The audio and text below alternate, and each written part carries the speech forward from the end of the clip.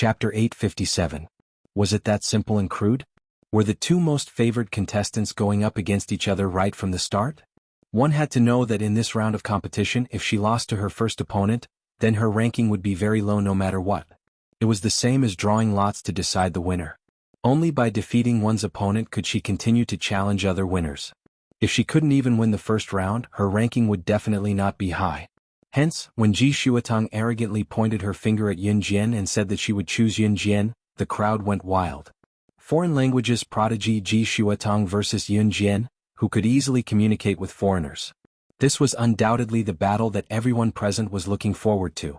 Both of them were very good at speaking. Hence, there was a lot of discussion in the crowd. Does it have to be so exciting? The two best contestants are going up against each other right from the start. Who do you think will win? Someone whispered to the people around them. Although the rules stated that no one was allowed to speak, mouths belonged to humans. The teachers naturally couldn't seal the mouths of all the students. Ji Shuatang is Foreign Languages High School's foreign languages prodigy. She was invited to participate in a competition overseas by herself. I heard that she even won the third prize. I think she'll definitely win. That's right, that's right. Although the girl next to her looks prettier than Ji Shuatang and spoke well with the foreigner just now, how can she be compared to our foreign languages prodigy? It's impossible. The surrounding students were gossiping as if they wanted to dig up all the secrets of Ji Shuatang and Yun Jian. When she heard the people around her praising Yun Jian for being prettier than her, Ji Shuatang clenched her fists even tighter. She wasn't afraid, she was furious. Not only did she want to win today, but she also wanted to teach Yun Jian a lesson in front of everyone. She wanted everyone present to see if she, the foreign languages prodigy, was better than this girl who came out of nowhere. Ever since Ji Shuatang pointed her finger at Yun Jian and taunted her to pick her, Yun Jian could already feel Ji Shuatang's hostility toward her. In response, Yun Jian could not help but narrow her eyes. Her pair of exquisite beautiful eyes immediately flashed, and a bright light flashed by. I accept. Yun Jian narrowed her eyes. Her large black eyes met Ji Shuatang's provocative gaze. Amidst the cheers and excitement of the crowd, the curtains of this battle had been raised. Ji Shuatang and Yun Jian had the best oral performance, so the first round of the second round was between the two of them. There is no time limit for the foreign language battle. As long as you don't speak Chinese, you can speak any foreign language of any country. In addition, we will be focusing on English, so please start with English. In addition, if you can't answer the next sentence within 3 seconds, then this person is considered to have lost. One of the judges, who was fat and strong, sat on the bench at the front and announced the rules. The rules of this competition were very simple. As long as they didn't talk in Chinese, they could communicate in a foreign language.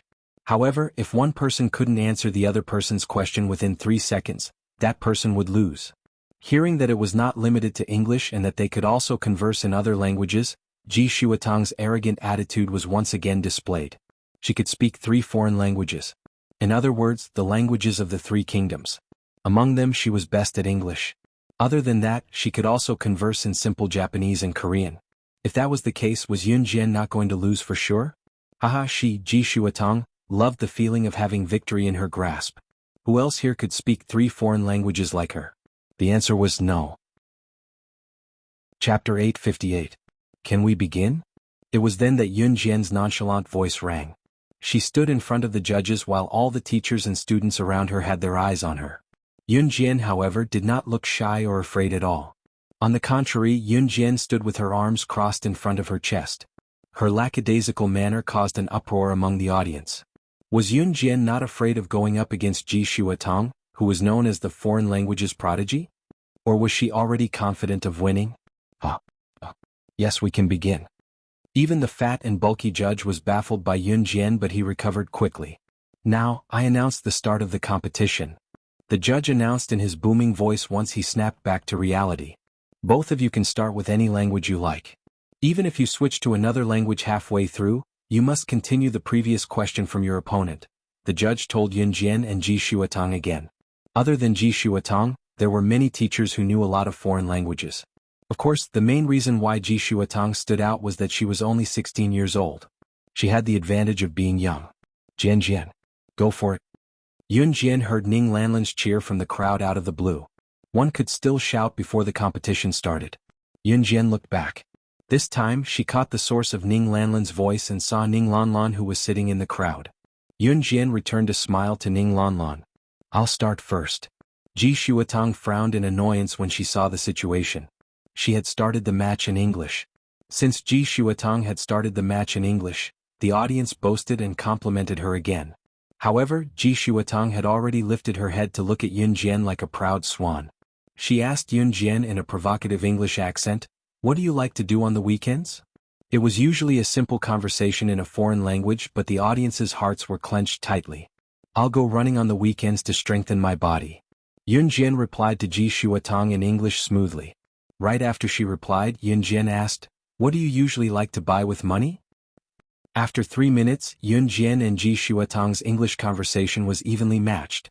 Yun Jian had to admit that Ji Shuatang's English was pretty good. Even though her spoken English was a far cry from formal English, Ji Shuatang could always answer her questions within 3 seconds. The two of them were still conversing in English, but at that moment Ji Shuatang's forehead was already covered in sweat.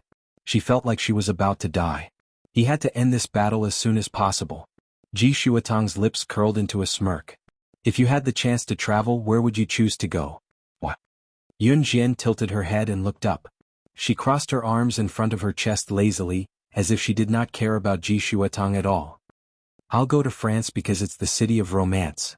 Ji Shuatang said the first half of her sentence in English. Right after she finished speaking, it was Ji Shuatang's turn to ask Yun Jian a question. She curled her lips and asked in Japanese, which was not very accurate, "Where do you usually travel on the weekends?" Ji Shuatang's sudden use of Japanese made everyone present feel refreshed. Here it comes. This Ji Shuatang was someone who could speak 3 foreign languages. Right after Ji Shuatang asked Yun Jian in Japanese, everyone present was certain that Yun Jian was going to lose this time. That was because no one understood what Ji Shuatang meant. Yun Jian probably did not even understand Japanese, right? How could she answer Ji Shuatang's question? In response, Ji Shuatang raised her head arrogantly and looked sideways at Yun Jian. Ji Shuatang was counting down. 3 seconds, 2 seconds. She was going to lose. Chapter 859. Other than English, foreign languages like Japanese and Korean could not be learned in school. Unless one studied in a foreign language high school, there would be a few teachers who knew other languages. Of course, they would only be taught during some elective classes. Of course, it was impossible for students to learn a foreign language in just a week of elective classes. Yun Jian was a student of Longmen E Junior High School, and there were no teachers in the school who knew other languages besides English. As for Ji Shuatang, she had been practicing with her tutor on the weekends, so she had learned 3 foreign languages. Initially, they thought that Yun Jian would not be able to understand Ji Shuatang speaking to Yun Jian in Japanese. At least at this moment, everyone present was certain that Yun Jian would lose. In the end, they did not expect Yun Jian to know Japanese. Yun Jian could speak Japanese too. Even Lawson, who was sitting in the referee's seat, could not help but straighten his back. The surrounding students, including the referee, all stared at the scene in front of them with wide eyes. Everyone present was dumbfounded. Ji Shuatang, who had vowed that Yun Jian would lose if she waited for 3 seconds, was now staring at Yun Jian in disbelief. The whole place was silent for a few seconds until Yun Jian asked Ji Shuatang in her beautiful Japanese voice, "Who do you usually hang out with on the weekends?" This was a very common conversation in a foreign language. Of course, it was not common when it was spoken in a foreign language. Ji Shuatang immediately recovered from her shock, and a sharp glint flashed across her eyes. "I usually stay at home with my parents," Ji Shuatang quickly replied in Japanese. At this moment, the atmosphere in the stadium reached its climax. From an English duel to a Japanese duel, who else could have such ability? After all, most of the people present could only determine which language Ji Shuatang and Yun Jian were speaking based on their accents. At this moment, Ji Shuatang suddenly changed her tone. She switched from Japanese to Korean and asked Yun Jian, "May I ask what star sign you are?" Her Korean was not very fluent. To be honest, Ji Shuatang's Korean was not very good. It was even worse than Japanese.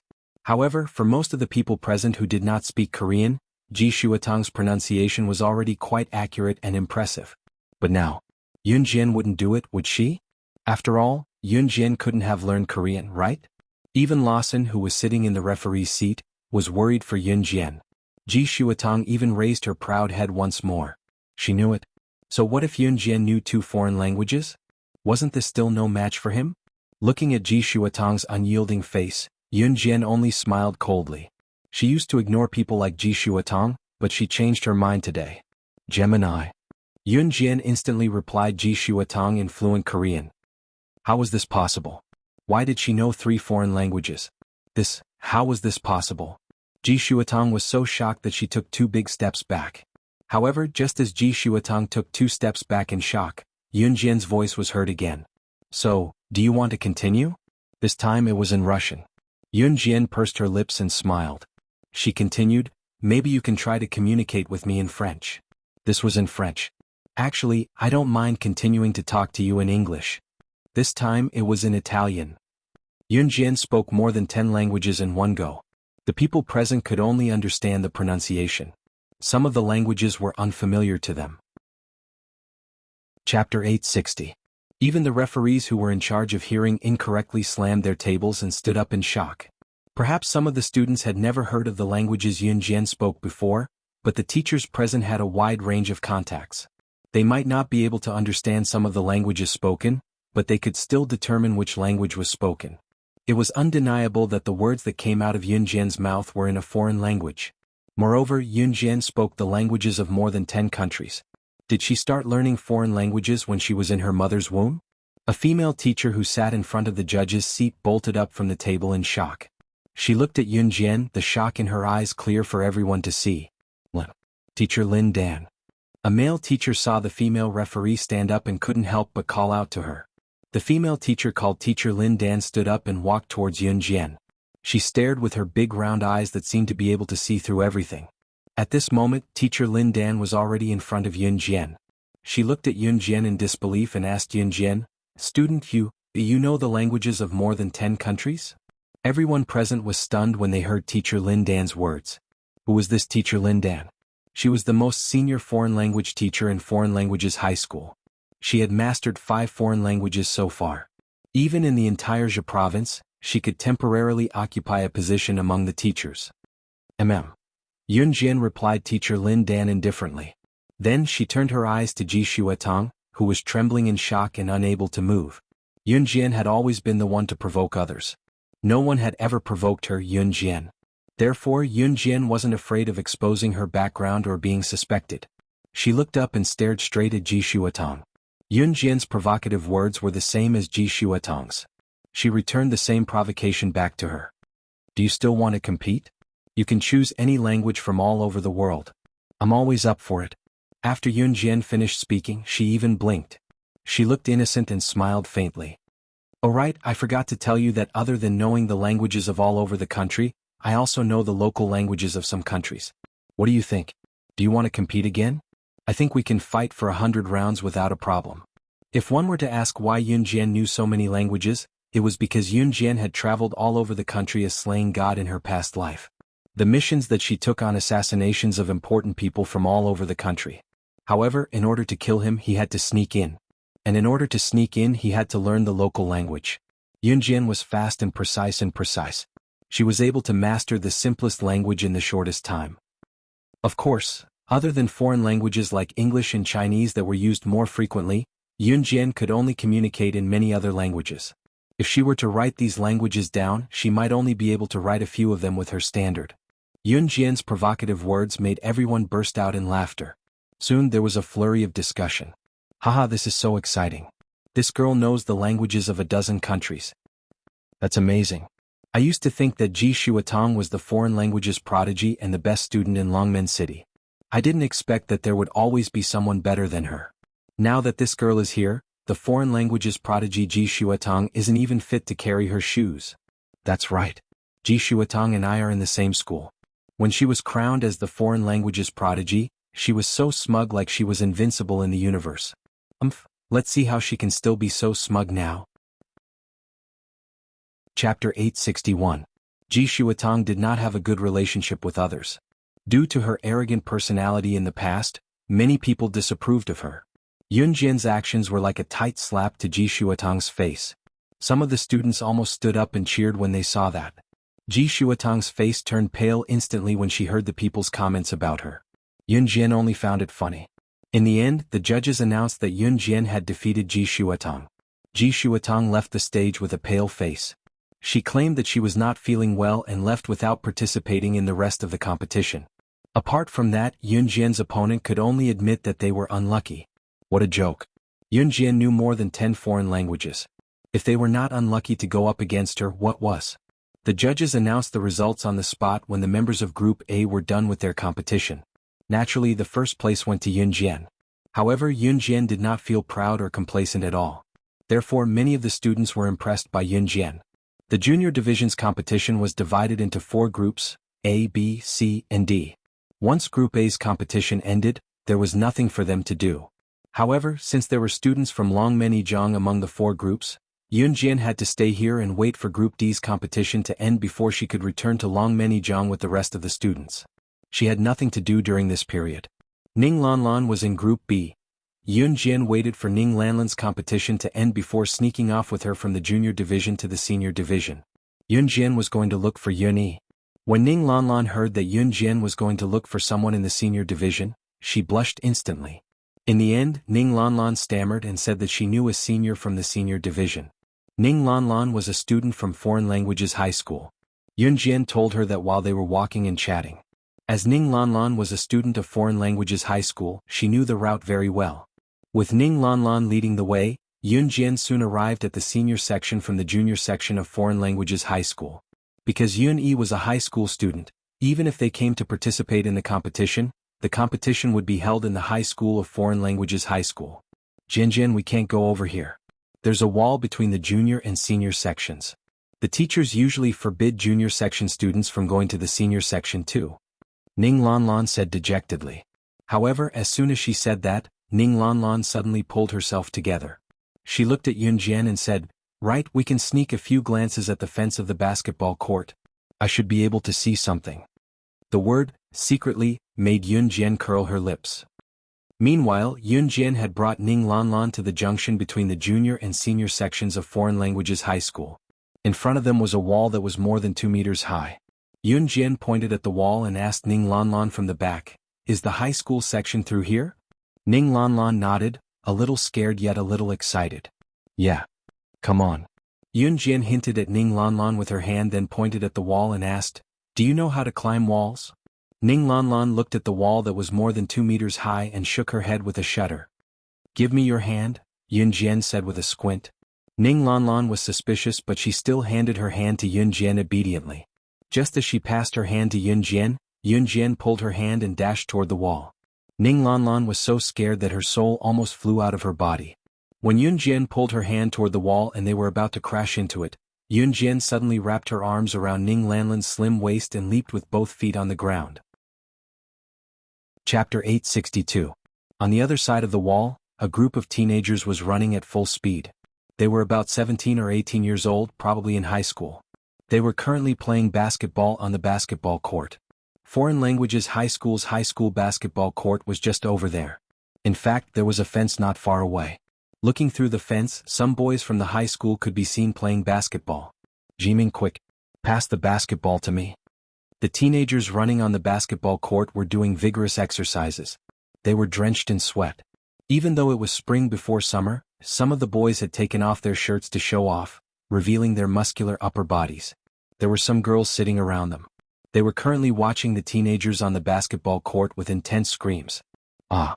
It was also at this moment that a sharp scream rang out, and at the same time, it was heard clearly by everyone present.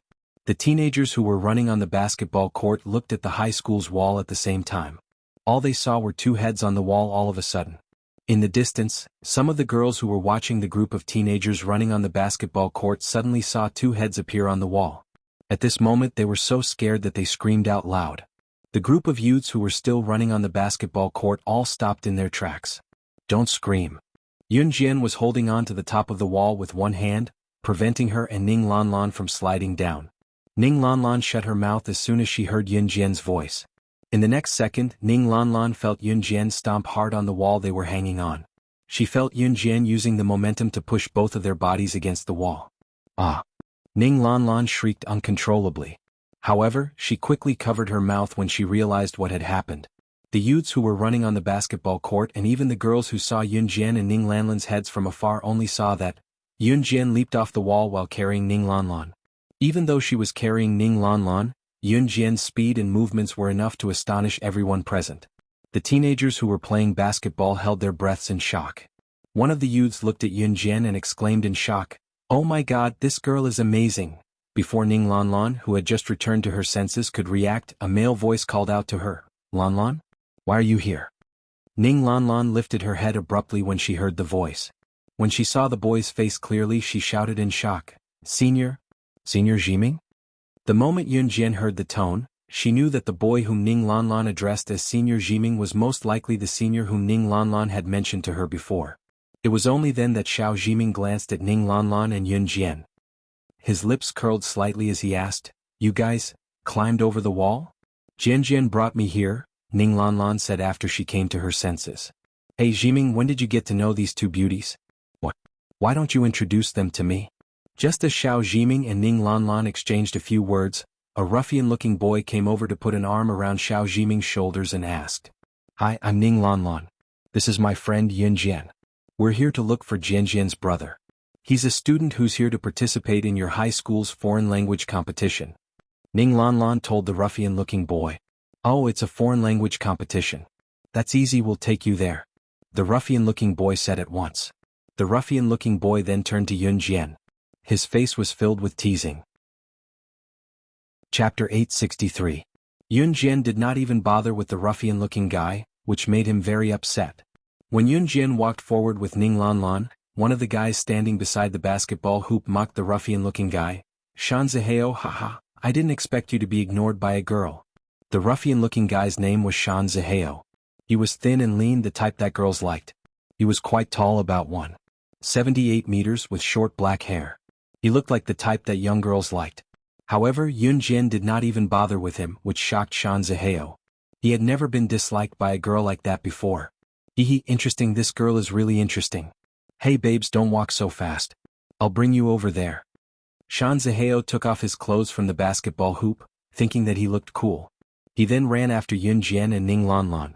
Meanwhile, the senior that Ning Lanlan knew, Xiao Jiming, was already leading the way for Yun Jian and Ning Lanlan. Xiao Jiming was the kind of person who looked gentle. He did not usually like to show off his abilities. Just like the group of young men led by Shan Zihao who liked to show off in front of the girls without their upper bodies. Xiao Jiming's appearance was indeed handsome, and he was also the type that was quite popular among girls. However, his character was extremely gentle and refined, and he treated people very modestly. Xiao Jiming was standing next to Ning Lanlan, leading the way for Yun Jian and Ning Lanlan. When Shan Zihao saw this, he quickly ran over and hugged Xiao Jiming's shoulders from behind like a brother hugging a brother. "Hey, I'll go with you guys." Shan Zihao was not like Xiao Jiming. He obviously followed them because he wanted to pick up girls. On the other hand, Xiao Jiming only brought Yun Jian and Ning Lanlan over because he wanted to show them the way.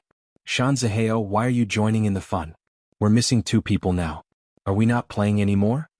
The few young men who were playing basketball did not follow them. However, one of them shouted at Shan Zihao, "I'm not playing anymore, haha, I'm going to join in the fun." Shan Zi laughed and waved his hand. However, Yun Jian didn't care about Shan Zihao at all. Shan Zihao was walking on Xiao Jiming's left. Ning Lanlan was on Xiao Jiming's right while Yun Jian was on Ning Lanlan's right. The 4 of them stood side by side, but Yun Jian didn't say much at all. "The foreign language competition is up ahead," Xiao Jiming said. Xiao Jiming did not participate in the foreign language competition. They were only in PE class now. However, many students from Foreign Languages High School would rush over to watch the competition after class. Therefore, Xiao Jiming and the others could move around freely. Ning Lanlan lowered her head and nodded shyly. Yun Jian, who was standing by the side, could tell with a single glance that Ning Lanlan was most likely interested in Xiao Jiming. However, Yun Jian didn't think too much about it. At this moment, they had arrived at the foreign language competition venue of the high school. It was also crowded here.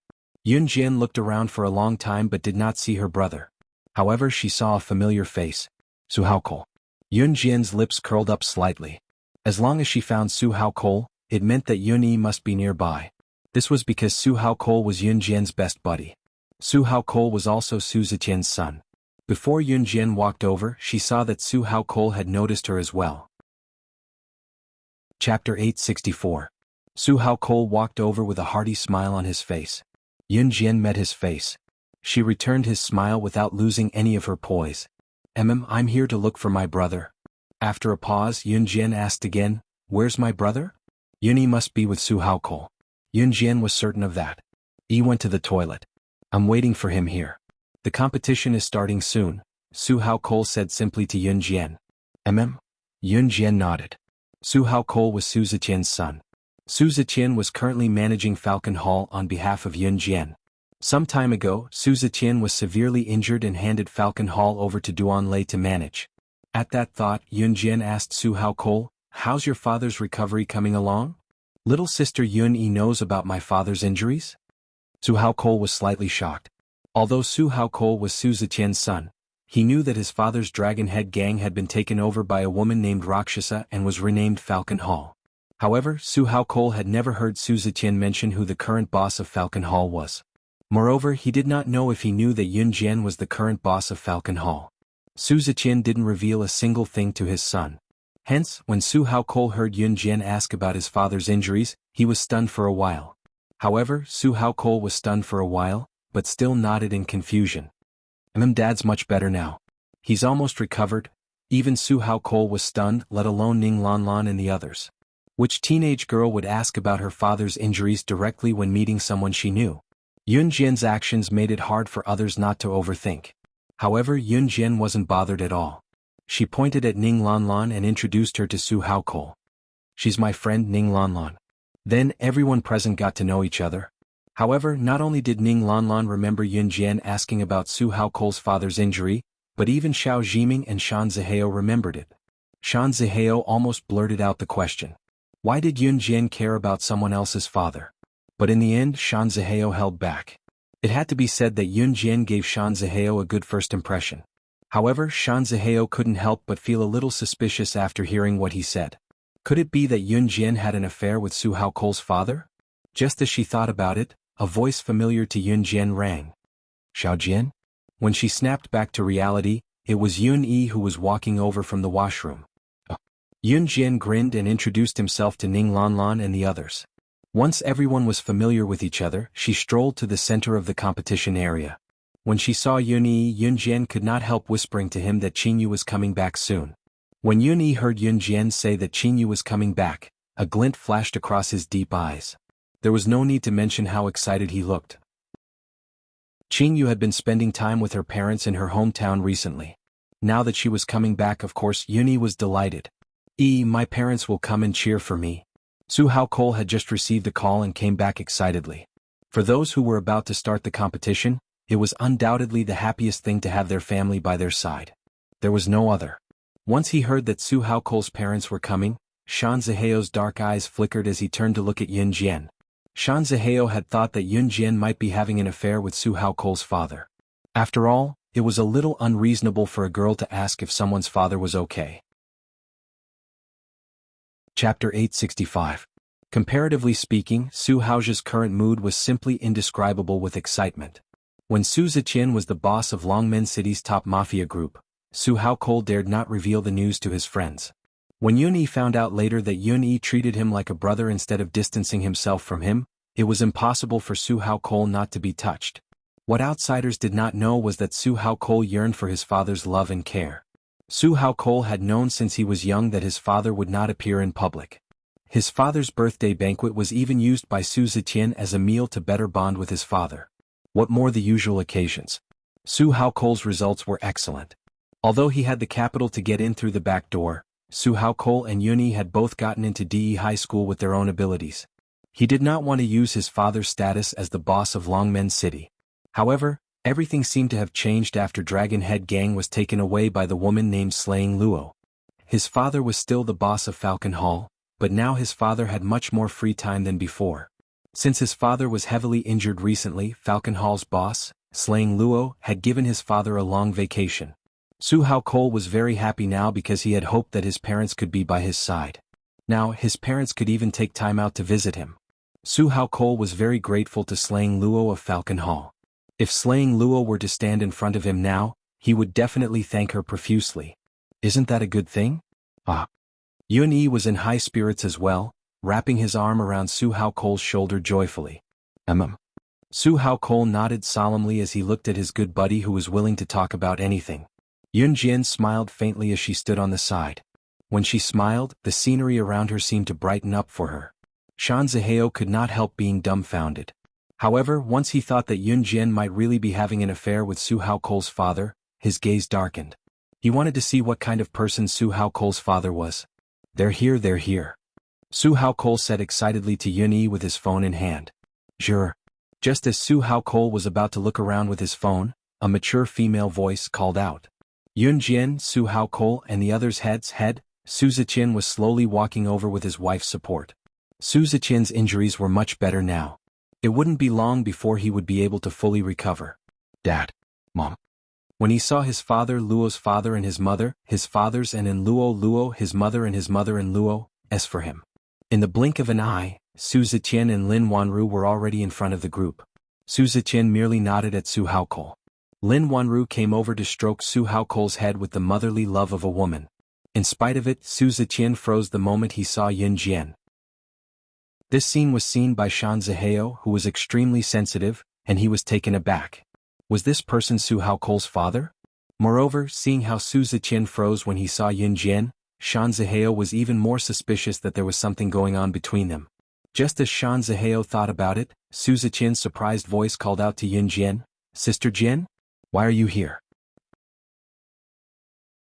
Chapter 866. Just as Su Ziqian called out to Sister Jian, Lin Wanru, who was holding his arm and supporting him, turned her head. Lin Wanru was a very virtuous wife. She was very responsible. When she heard that Su Ziqian was in trouble, she was scared out of her wits. It was just that Yun Jian saved Su Ziqian later. Therefore Lin Wanru was immensely grateful to Yun Jian. Su Hao Cole's father actually called Yun Jian Sister Jian? Called Yun Jian sister? Why was that? Shan Zihao's impure thoughts were tossed to the back of his mind as he stared blankly. Shan Zihao even wanted to slap himself. Su Hao Cole's father called Yun Jian Sister Jian, in such a respectful tone. How could he possibly have an impure relationship with Yun Jian? Moreover, Lin Wanru's subsequent behavior further proved this point. Su Ziqian could walk on his own without being helped.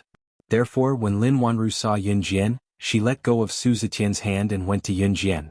Looking at Yun Jian, she spoke to Yun Jian in a very respectful tone. It's you? Do you know my Zhe? Before Yun Jian could speak, Su Hao Cole was already asking Lin Wanru in confusion. Mom, she's my friend's younger sister. Lin Wanru was already holding Yun Jian's hand in a friendly manner as she looked at Yun Jian and said, I see. I'm really grateful to you back then.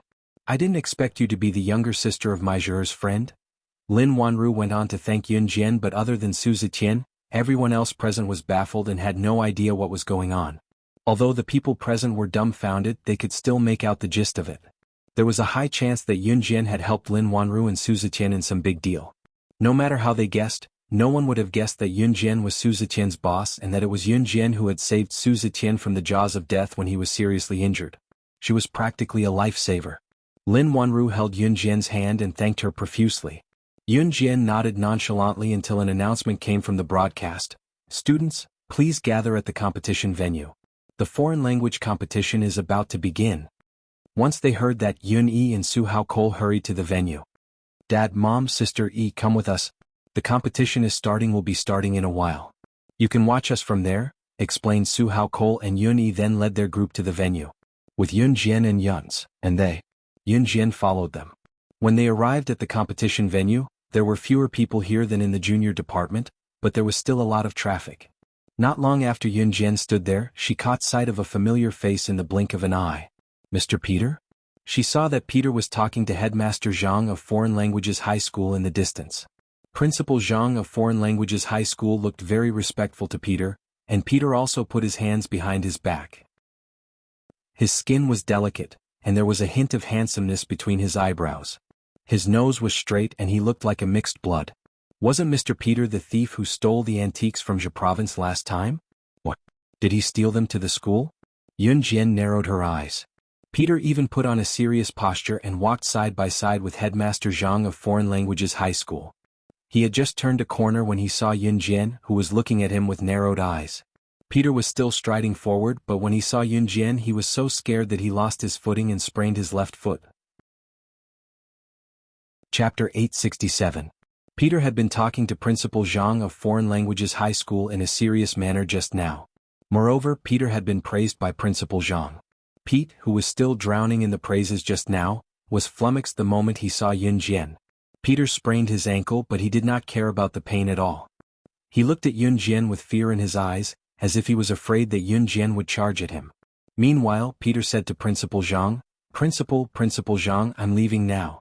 Let's talk about this next time. Hey, Mr. Peter.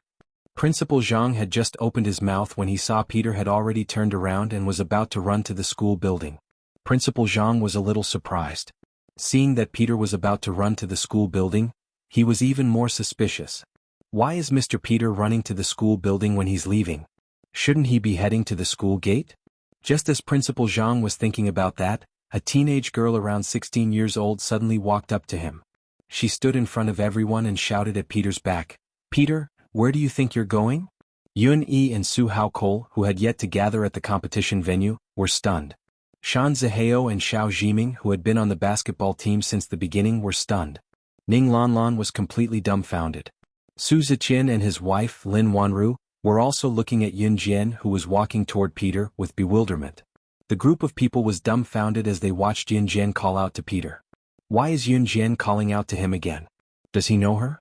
The people present were stunned because of bewilderment. Shan Zihao's eyes narrowed even more when he saw Yun Jian taking a step forward to stop Peter. What does she want? However, no matter what, Shan Zihao, felt that his interest in her was growing. Meanwhile, everyone saw Peter stop in his tracks from afar. Peter's feet came to a sudden halt. He wanted to slip away, but Yun Jian called out to him. Peter also knew that if he didn't stop with Yun Jian's strength, she would definitely catch up to him. Peter, on the other hand, was one of the best thieves in the world. He was not afraid of anything except Yun Jian. The antique that was stolen in Zhe province last time was recovered by Yun Jian. Motherf asterisk her, why is she everywhere? Peter slowly turned his head and smiled at Yun Jian, but it was a forced and bitter smile. Hey. What a coincidence, we meet again. Peter looked at Yun Jian with a smile that was more awkward than crying. If he had known that Yun Jian would be here today, he wouldn't have come even if he was beaten to death. No, it's just a coincidence. As Yun Jian spoke, she had already arrived in front of Peter. The people watching from afar were a little suspicious. Yun Jian was acquainted with this man? Yun Yi, Su Haokol, Su Ziqian, Zhang Zihao and the others were just thinking about it.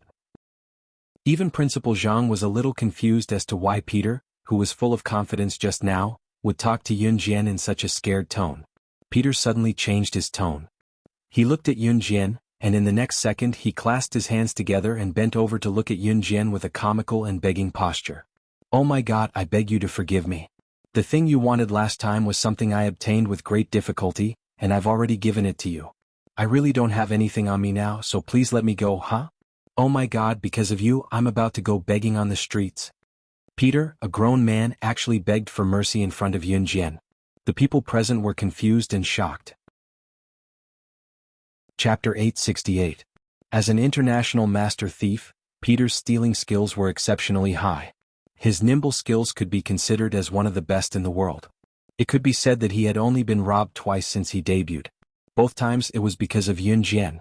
The first time was because of Yun Jian in his past life, and the other time was the theft of antiques in Zhe province not long ago. Both times Yun Jian had recovered the stolen items. Peter had promised his employer that he could steal the items, and his employer had even paid a deposit. Because of Yun Jian's interference, not only did Peter fail to complete his mission, he even had to pay 10 times the penalty. 10 times the penalty was as high as hundreds of millions of US dollars.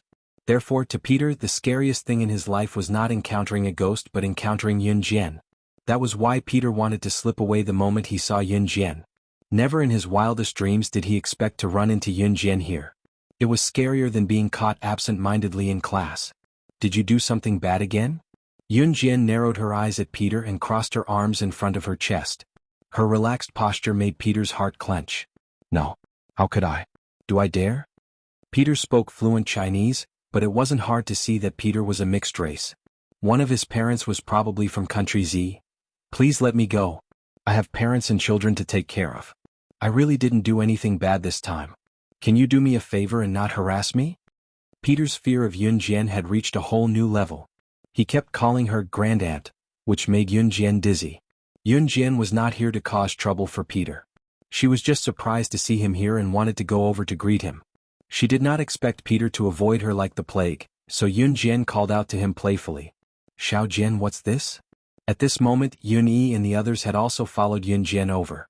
They looked at the scene in front of them in shock. "Old friend," Yun Jian said readily. "My dear mother, great aunt, I don't dare to be friends with you." Peter was a straightforward person. He made an exaggerated gesture. His fear of Yun Jian was exaggerated and comical. Why was he so afraid of Yun Jian? Yun Jian was not a river beast. Yun Yi and Su Haokol were not the only ones who were shocked. Ning Lanlan, Xiao Jiming and Shan Zihao in particular, could not be more stunned. If Yun Jian looked so scary then, just as everyone thought of this, they saw Principal Zhang standing in front of Yun Jian. Principal Zhang paused before speaking to Yun Jian. "Student, I don't know which school you're from, but I can assure you that Mr. Peter isn't a bad person. Not only am I the principal of Foreign Languages High School, but I'm also the president of Dragon Gate Charity Organization and the director of Hui En Orphanage. There are too many children in this world who are suffering from despair and pain. They're orphans and have no one to rely on. Some of them can't even feed themselves 3 times a day. Hui En Orphanage has adopted a large number of such children. They don't have a source of income, so even food and clothing are a problem.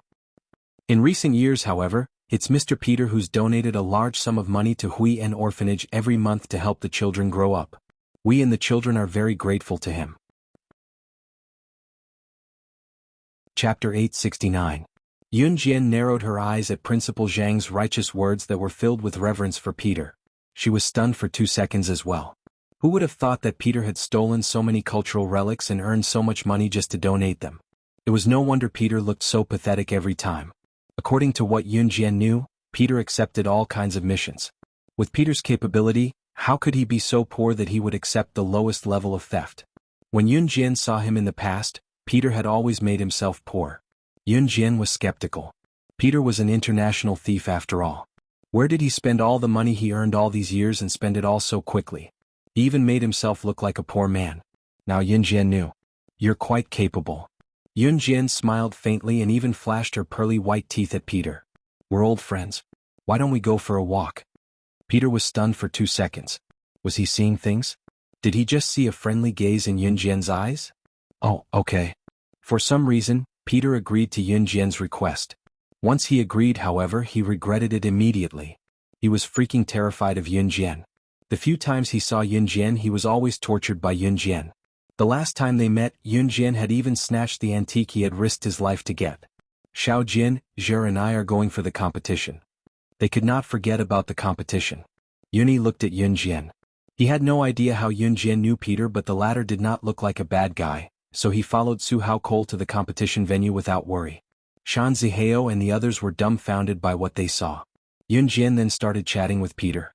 Su Ziqian and Lin Wanru had already followed them to watch Su Haokol's competition. After the few of them left, only Ning Lanlan, Xiao Jiming and Shan Zihao were left in the area. Principal Zhang also left later because he had something to do. Coincidentally, it wasn't easy for Ning Lanlan and Xiao Jiming to meet each other. The two of them chatted happily. Thus, the only person who stood beside Yun Jian and Peter to listen to their conversation was Shan Zihao. Shan Zihao already had a good impression of Yun Jian. Now that he saw how friendly Yun Jian was with Peter, he felt slightly displeased. But at this moment, Shan Zihao was completely ignored. He could only stand aside and listen. He stood there like a ruffian, but he didn't leave. After Yun Jian and Peter calmed down and chatted for a while, she realized that Peter's character was actually quite good. Especially Peter, after talking to Yun Jian, his fear of Yun Jian was reduced by 2 points. "Hey Grandaunt, so your house is in Longmen City?" Peter did not realize that he did not know Yun Jian's name and was still addressing Yun Jian as Grandaunt. "I'm Yun Jian. If I hear Grandaunt again, I'll snatch your stuff again," Yun Jian smirked and said as if she was threatening Peter. "Damn Grandaunt you."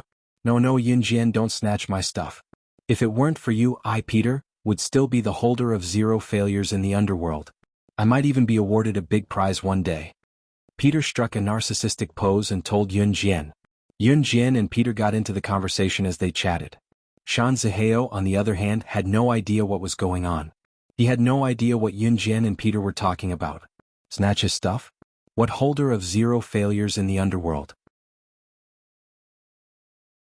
Chapter 870. However, the more mysterious Yun Jian became, the more Shan Zihao wanted to dig out Yun Jian's secrets. All in all, Shan Zihao's interest in Yun Jian was growing. Yun Jian pressed her lips together and smiled softly at Peter's amusing words. Not anymore. Yun Jian then looked up at Peter. What about you? Why did you appear in Longmen City? Me. Peter chuckled at the mention of himself and pointed at himself with a smile. My grandma is from Longmen City. I got lost when I was young and spent my time in the orphanage. The hard days in the orphanage weren't even 1,000th of what came after, but to me, the unbearable hunger was the hardest time of my life. Since then, I've donated all the money I earned to the orphanage. Longmen City is my grandma's hometown, of course I have to give priority to the donation. Peter shrugged and continued in a gloomy tone. Actually, my mother came from the Huiyan orphanage. She got sick from starvation when she was young, so she died of cancer at a young age. When I found her home, she was already gone. Only my grandma was left at home. When Peter's grandmother was young, they were poor and had many children. Even food was a problem for the family when they could not afford to eat. Helpless, they could only send Peter's mother to Huiyan orphanage, hoping that she could survive. Huiyan orphanage had little to eat and the children grew up hungry. Peter's mother grew up and became successful. She met Peter's father when she was traveling abroad. Peter's father was from country Y, but Peter's mother insisted on being with him despite the hardships of a foreign relationship. They could have lived happily together as a family. However, Peter's mother fell sick. It was a terminal illness due to starvation in the orphanage when she was young. Peter's mother passed away not long after. Peter's grandmother was a snobbish person. She had always thought that Peter's mother was not good enough for Peter's father. Therefore, when Peter's mother passed away and Peter's father was dispirited, his grandmother sent Peter to an orphanage in country Z. Peter spent an indescribable time in the orphanage. Later on, Peter was taken away by an old master and was taught the old master's lifelong skills of stealing. Through Peter's own hard work, he became the current international thief, Mr. Peter. In fact, Pete was a ZY hybrid. Of course, Peter didn't say that he was a thief in front of Shan Zihao. He just made a rough summary and summarized the whole story with a similar story. After listening to Peter's story, Yun Jian was slightly shaken. Not to mention Shan Zihao. At this moment, Shan Zihao sympathized with Peter. However, it had to be said that Peter was a talent. Perhaps the thieving skills that Peter's master had taught him could only help him become one of the best thieving masters in the country. This had something to do with talent. At the very least, Peter was able to become a world-class master thief because of his own efforts. When Shan Zihao saw Yun Jian listening to Peter's touching story, he felt that girls would usually cry after hearing such a touching story. However, when Shan Zihao turned his gaze to Yun Jian, he saw Yun Jian looking at Peter and saying something completely different from what Shan Zihao had imagined. Follow me and you can set the salary. Yun Jian narrowed her eyes. Her confident look surprised Shan Zihao. Chapter 871. Work with her? What for? What could he do by following her? These were Shan Zihao's thoughts. Shan Zihao's current state of mind was indescribable. Yun Jian's actions were getting more mysterious. Of course, the more mysterious Yun Jian was, the more Shan Zihao's interest in Yun Jian grew. Humans were all despicable, especially those like Shan Zihao who lived like a prince. In foreign languages high school, Shan Zihao was no doubt the target of girls' adoration. Not only was he handsome and pleasing to the eyes, but he also had the cool personality that girls liked. It was rare for him to meet a girl like Yun Jian. Not only did Yun Jian ignore him in the beginning, the sense of mystery she exuded had only intensified since the beginning. She brought Ning Lanlan over the wall, her unusual skills, Su Haokole's father calling her Sister Jian, and the fact that Peter, a mixed blood, was so fearful of her. Shan Zihao's interest was gradually piqued as he listened to these stories. The more unobtainable something was, the more one wanted to explore it. Shan Zihao was probably the epitome of this saying. It was then that Peter cried out in shock. Work with you? I can set my salary? For real? Peter scanned Yun Jian from head to toe. After all, Yun Jian gave him a terrifying vibe. When Yun Jian robbed him of his stolen items, it was no different from robbing him of his money. Now Yun Jian was telling him to work with her and set his salary as he pleased. To Peter, he was already extremely lucky that Yun Jian did not steal his things. Now she was asking him to work for her? I'm not joking. I just want an answer from you. Do you agree or not? Yun Jian crossed her arms in front of her chest. She was not in a hurry for Peter's answer. Peter kept quiet for a while. It was only when Yun Jian spoke again that he snapped back to reality. Of course. As long as you agree, I'll send someone to get you out of Fox Hunters' control immediately. Peter had signed a long-term contract with Fox Hunters. As an international thief, he naturally had a backer.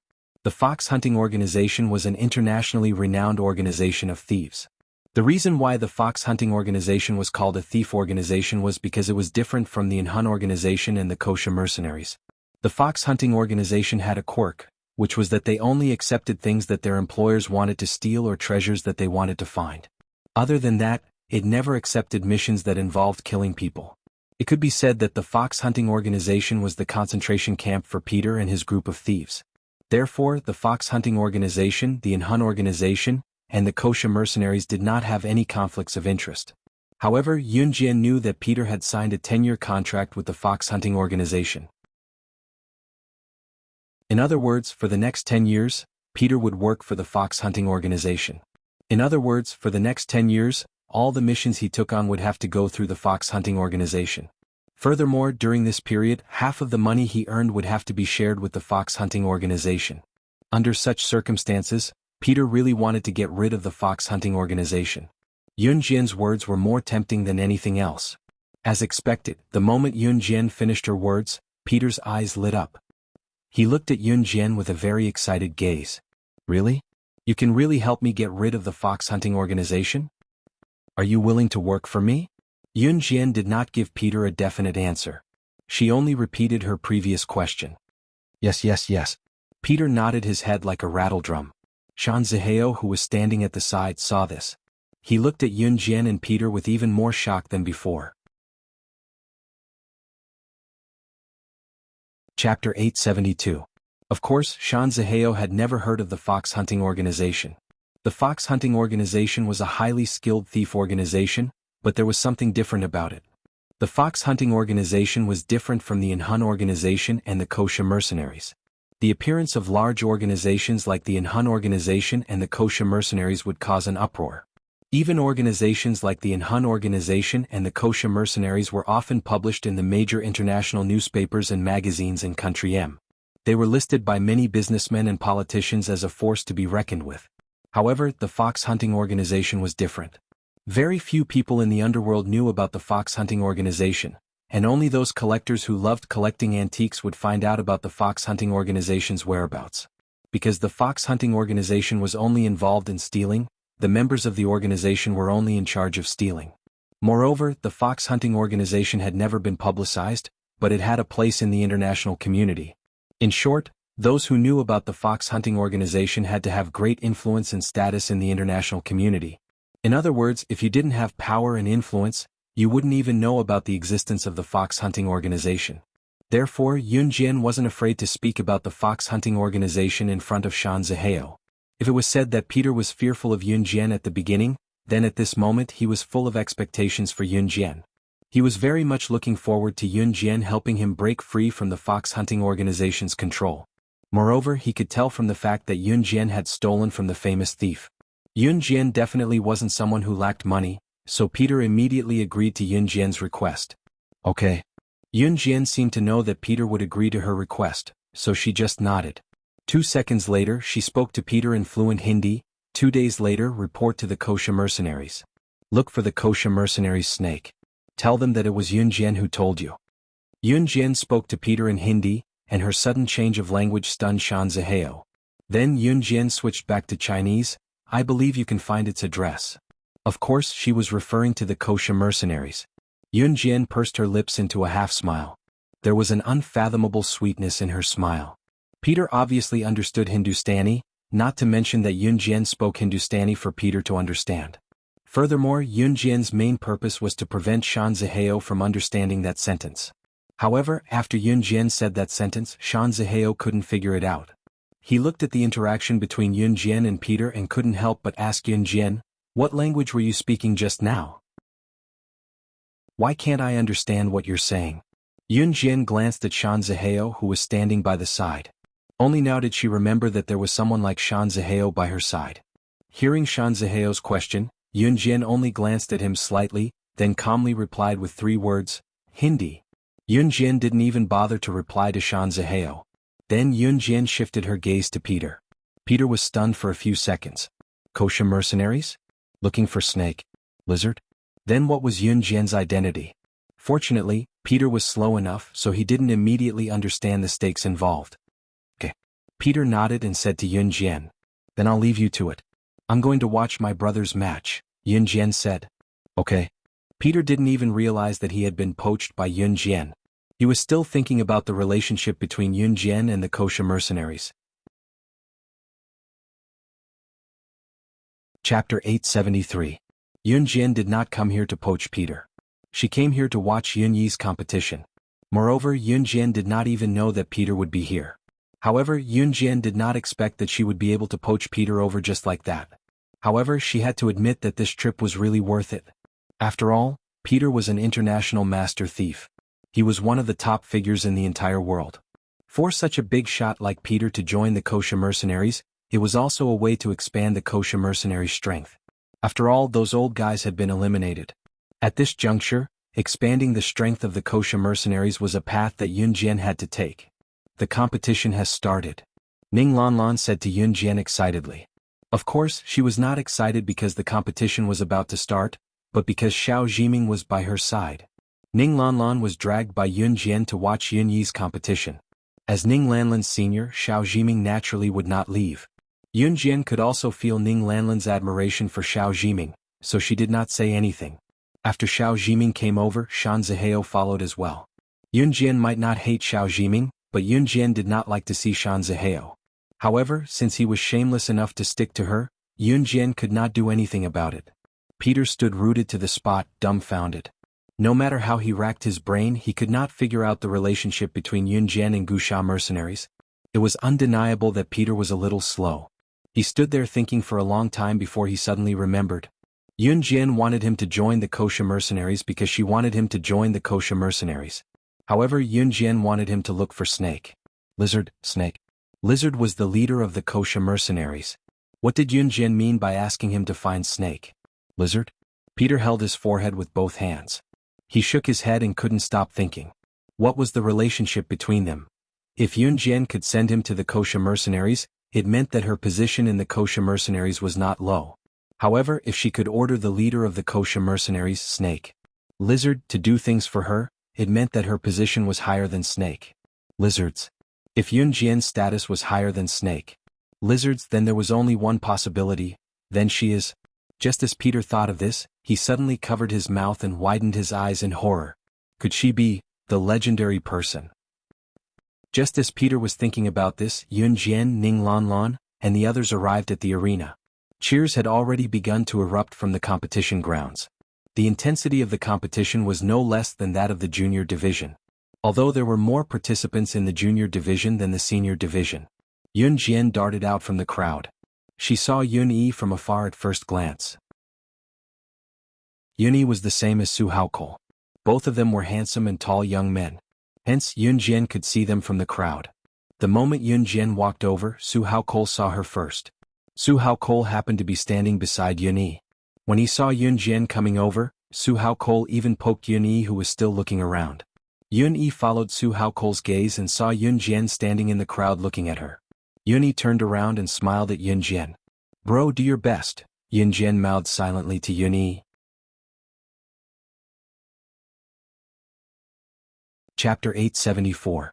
Yun Yi and Su Haokol were both very good at speaking English. This time, Yun Yi and Su Haokol were the representatives of the first senior high school to participate in the competition. Therefore, Yun Yi's English was better than Su Haokol's. Therefore, Yun Yi and Su Haokol got very good results in the first round of the competition. After the second round of the competition, the winner was decided. Without a doubt, Yun Yi was the top student in the middle school. Yun Yi got the same result as Yun Jian. The only difference was that Yun Jian was the top student in the middle school section, while Yun Yi was the top student in the high school section. Su Haokol also got a good result. Although he was not as good as Yun Yi, he still got the 10th place in the whole high school, which was quite good. After the two competitions were over, the students went back home. Lawson wanted to go out with Yun Jian, but he was invited by the school to be the referee, so he had to go back home after the competition. Today was Wednesday and it was not the weekend yet. Lawson was embarrassed to ask Yun Jian to play truant with him, so he had to give up the chance to compete with Yun Jian again.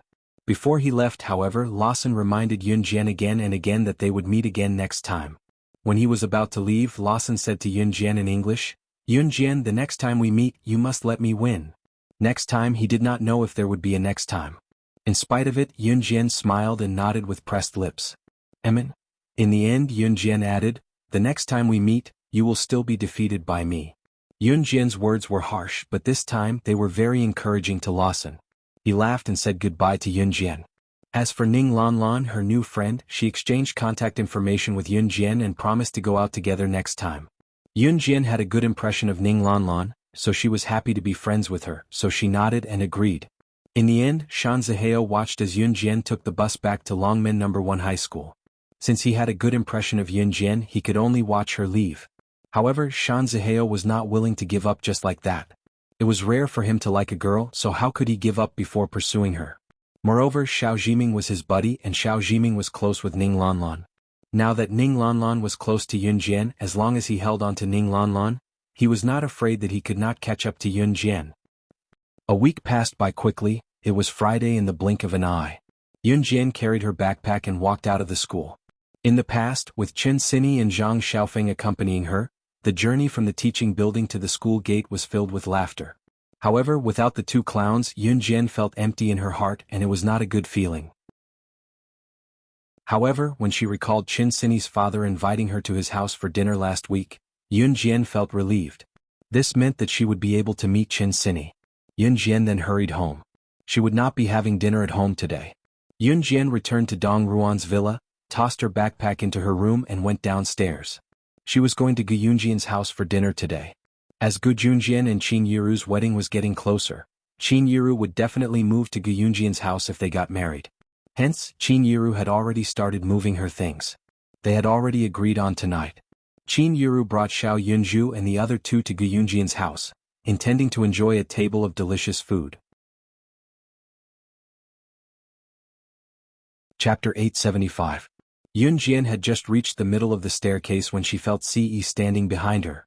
"I'm going to Officer G's house for dinner." Yun Jian could feel Ce standing behind her. She pursed her red lips and said. Before Gu Junjian and Qin Yiru got married, Yun Jian had always addressed Gu Junjian as Officer Gu. After all, once Gu Junjian and Qin Yiru were legally married, it would only be reasonable for Yun Jian to address Gu Junjian as Dad. Yun Jian knew that Ce didn't know that they were going to Gu Yunjian's house for dinner today. Hence, she turned her head and looked at him with her big black eyes. "Mom told us that we'll go to Officer G's house for dinner after school." Yun Jian added, "My brother will be there too. Adam and Lan Su will be there too. You can come with me." There was no one at home. Everyone was rushing to Gu Yunjian's house for dinner. Yun Jian didn't expect Ce to be back at this time because he was usually at an Hun organization from Monday to Friday. "Emitim," Ce's honest voice sounded. His handsome face was slowly leaning towards Yun Jian. "So you're saying that there's no one at home now?" Ce's warm breath surrounded Yun Jian. This made Yun Jian feel a tingling sensation. "Amateur." Yun Jian didn't think too much about it. She turned around and was about to go downstairs when she said to Ce, "Let's go over quickly too. My mom said that we should come early tonight. Otherwise the food will get cold." Ever since she bought phones for Qin Yiru and Yun Yi, it was very convenient for Yun Jian to contact them. Upon hearing Yun Jian say that there was no one at home, Ce's eyes flashed. Just as Yun Jian was about to turn around and head downstairs, Ce suddenly grabbed her wrist. Yun Jian was stunned, but she didn't think too much about it. "Let's hurry over." Before she could finish her sentence, Ce suddenly pulled Yun Jian over. He pulled Yun Jian to the stairs and blocked her with his muscular body. Like a cabotin, he pinned Yun Jian against the wall of the stairs. Yun Jian was shocked and wanted to say something, but Ce ruthlessly squeezed her words out. Her lips were tightly shut as she tossed and turned. Ce was panting heavily as he kissed Yun Jian. Yun Jian shuddered from the kiss. Coupled with Ce's steady breathing, her emotions were in a mess. Just as Yun Jian was about to suffocate, Ce let go of her. At the same time, Yun Jian was looking away from the corner of her eyes.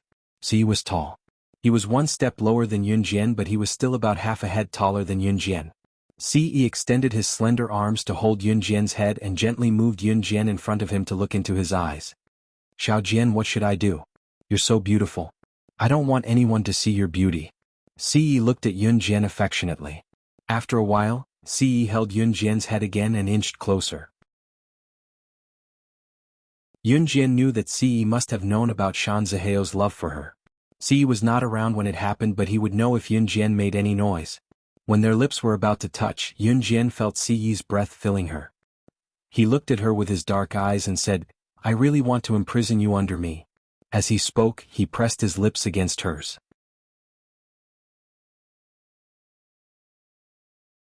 Chapter 876.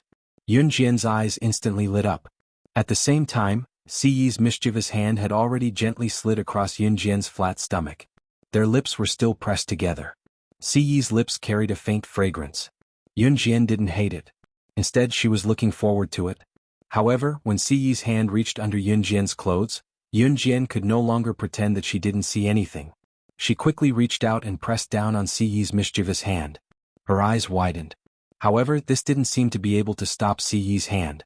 Ce's hand slid past Yunjian's clothes and broke through Yunjian's resistance. He slid along Yunjian's beautiful body and slid into her bra. His hand covered her left breast. Yunjian's entire body went numb.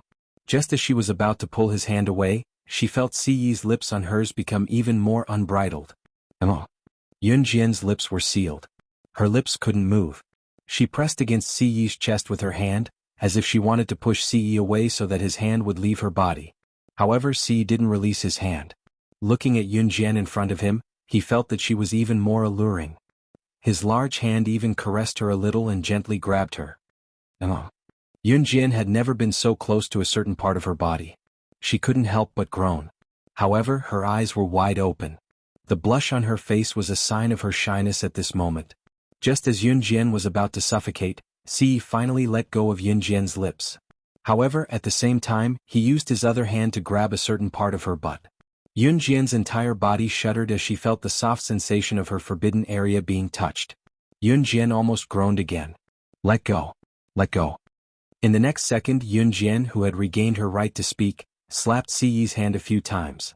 However, to Ce it didn't hurt at all. At this moment, Ce had already leaned over to Yunjian's ear. At this moment, one of Ce's legs was shorter than Yunjian's, while the other leg was on the same position as Yunjian's. Even so, he was still taller than Yunjian by half a head. At this moment, Ce had already bent down and pressed his lips against Yunjian's earlobe, where her collarbone was. "Xiaojian, you're so beautiful." Ce moaned softly. Right after that, he pressed his lips against Yunjian's neck even more brazenly. His domineering and possessive voice rang again. "Next time you're not allowed to be so close to other guys. If they pester you, you're not allowed to be within 3 meters of them either." As he spoke, Ce's handsome lips curled up slightly. If anyone present saw how Ce looked right now, they would definitely be mesmerized by his demeanor. His flawless and absolutely possessive handsome face was enough to make people infatuated just by recalling his handsome face. "If you don't listen to me next time then?" Ce had already moved his lips back to Yunjian's earlobe. With a smirk, he uttered his final words, "Then I'll make you mine right away. Right away. Right away." God knew how much he wanted this girl in front of him. However, once he recalled his promise to Qin Yiru, it looked like he was going to have to break his promise. It was impossible for him to wait until Yunjian came of age. Yunjian was dazed by Ce's words, but her cheeks were burning. She had never been treated like this before, but if someone else had told her this, Yunjian would not have felt anything. Chapter 877. In spite of it, Ce's naughty hand was still glued to Yunjian's plump breasts when he said that. His other hand was on one of her buttocks. Both of his actions made Yunjian blush uncontrollably. Strangely, this new and entirely different feeling did not make Yunjian feel disgusted. Instead, she was looking forward to what he was going to do next. Yunjian was shocked by her own thoughts. Shaking her head, she bit her lip lightly and tossed the thought to the back of her mind. "Xiaojian, are you back? Why didn't you close the door? What if a stray dog came in?" Yunyi's voice came from the door. It was a villa and was surrounded by places that only the rich could afford to live in. However, there were plenty of stray dogs and domesticated dogs nearby.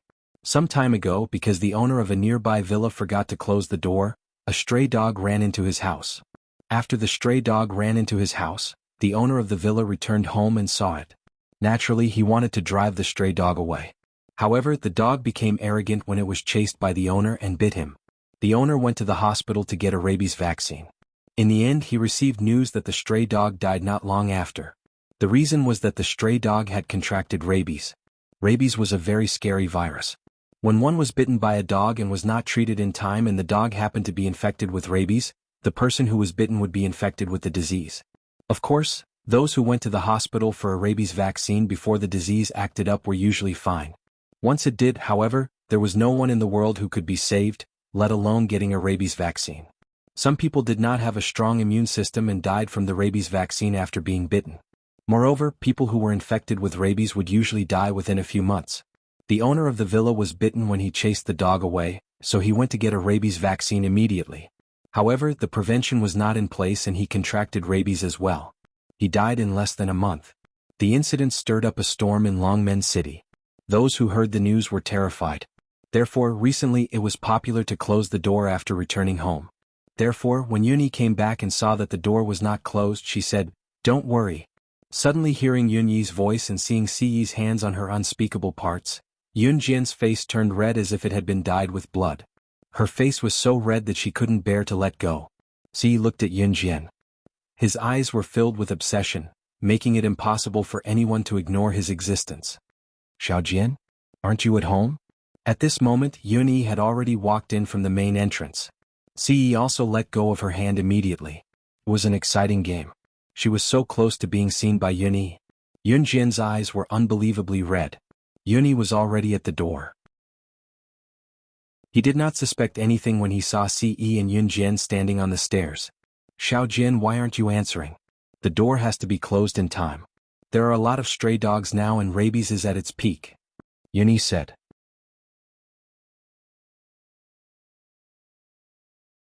Chapter 878.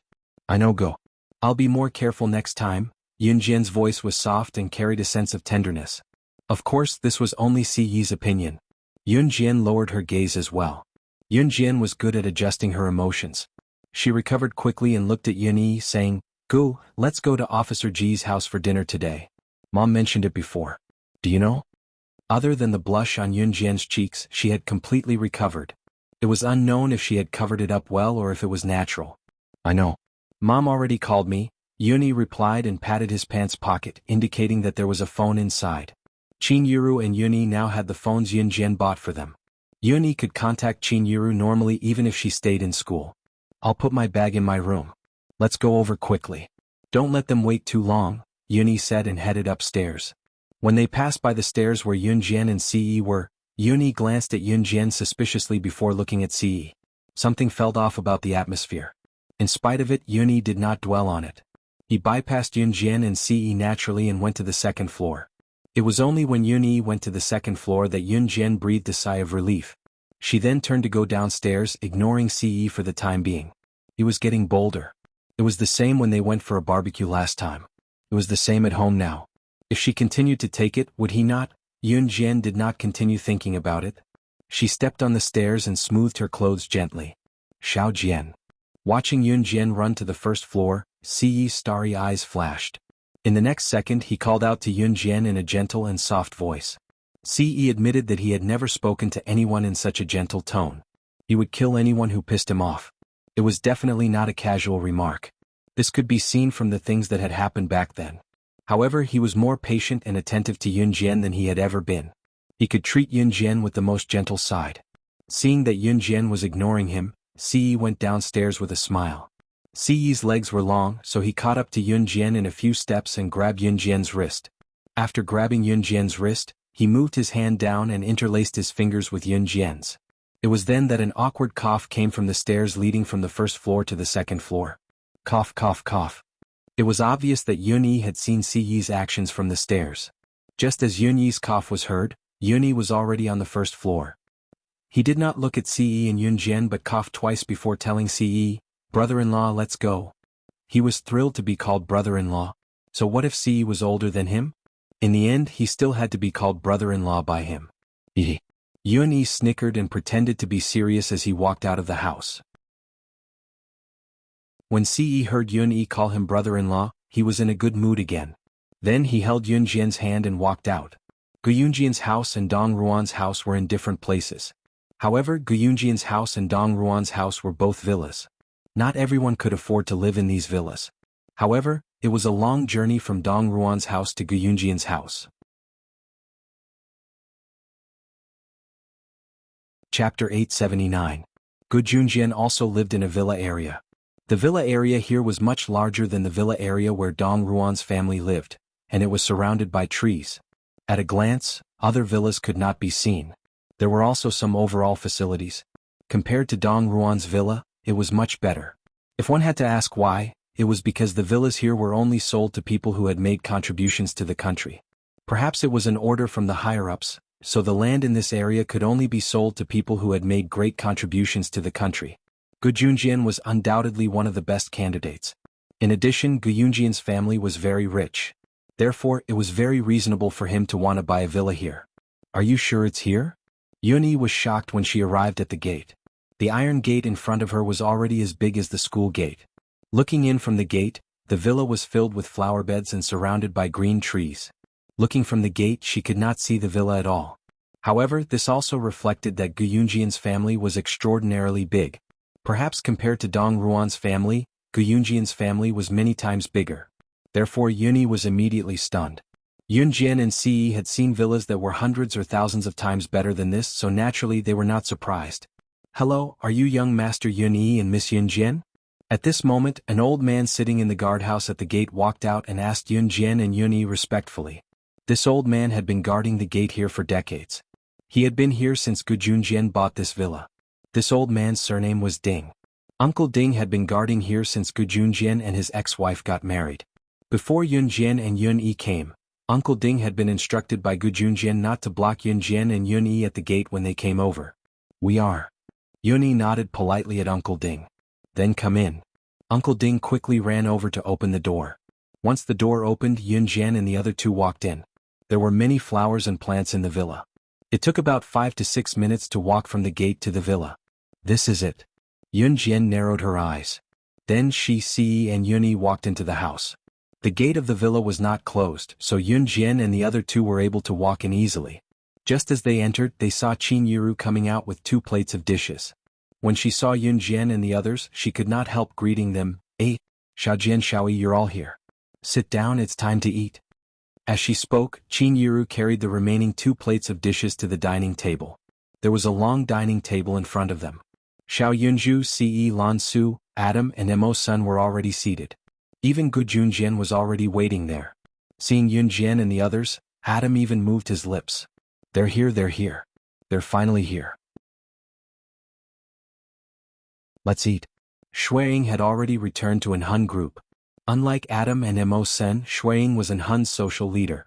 All of an Hun's missions and external dealings were handled by Shuiying in place of Ce. Compared to Adam and Mo Sun, Shuiying did not have much free time.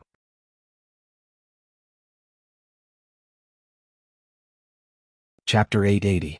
The group sat down around the long table. The table was rather long but not ridiculously long. It was set up so that one could reach out and take a bite of the food. Even if there were a lot of people, they could still sit down. "Right, Xiao Jian said that you got first place in the foreign language competition in high school too?" Qin Yiru asked Yunyi when everyone was seated around the table. Yunjian had already told Qin Yiru about what happened this Wednesday. The foreign language competition was announced by the school out of the blue, and Yunyi was a boarding student, so he had just returned home. Therefore it was Yunjian who told Qin Yiru that Yunyi had won first place in high school. Hearing that her son and daughter had won first place in the city's foreign language competition in middle school and high school respectively, Qin Yiru was overwhelmed with pride. As their mother, how could Qin Yiru not feel proud? Although she had heard from Yunjian that Yunyi had won first place in high school's foreign language competition, Qin Yiru wanted to hear it from her son in person. I got first place in the competition this time," Yunyi answered when he heard his mother's question. "Xiao Jin and Xiao Yi are smart kids indeed." Gujunjian guffawed, the pride on his face unmistakable. Although Gujunjian was not Yunyi and Yunjian's biological father, both children were actually much closer to Gujunjian than their biological father, Yunyi. Gujunjian was especially nice to Qin Yiru. "It's all because of the children's hard work. It's my blessing to have these 2 children." Qin Yiru chuckled with a hand covering her mouth, but the smile on her face did not diminish. Compared to Qin Yiru and Guyunjian's friendliness, Adam never stopped talking. This was mainly because Qin Yiru's cooking was too delicious, so Adam didn't even have the time to stop and speak. Is there anyone who eats like you? Your legs have just recovered. If you become crippled, I won't be responsible for helping you. Lan Su was sitting beside Adam. Seeing the way Adam ate, she couldn't help but say something to him. I'm not. My leg still hurts. I got hurt because of you, so you have to support me. When Adam heard that Lan Su wasn't going to support him, he didn't even have the energy to eat the drumstick in his hand. He immediately threw it into the bowl. That aggrieved look made it seem as if Adam was a little wife who had been bullied by Lan Su. Come on, eat your food. You even wanted to fight with me yesterday. Where did that energy go? Mo Sun glared at Adam and blindly spoke the truth. Ha. Adam also laughed awkwardly, looking as if he was a little embarrassed. Chi. At this moment, the sound of several sports cars drifting by suddenly sounded at the door. Someone came in? After all, Uncle Ding was guarding the door, so ordinary people shouldn't be able to come in. However, the sound of these sports cars drifting by and stopping at the front door of the villa was so eye-catching. Who came? I'll go take a look. Gu Junjian frowned slightly. Then he stood up and was about to walk out. Okay. Qin Yiru nodded. The moment Gu Junjian stood up from the dining chair, a group of people suddenly walked in through the door of the villa. The leader was a man in his 20s. The man had dyed his hair red, yellow, blue, and green. His short hair had all kinds of colors. It was obvious that it was dyed. However, if one looked at it directly, they would be able to see that the man in the lead had similar eyebrows to Gu Junjian.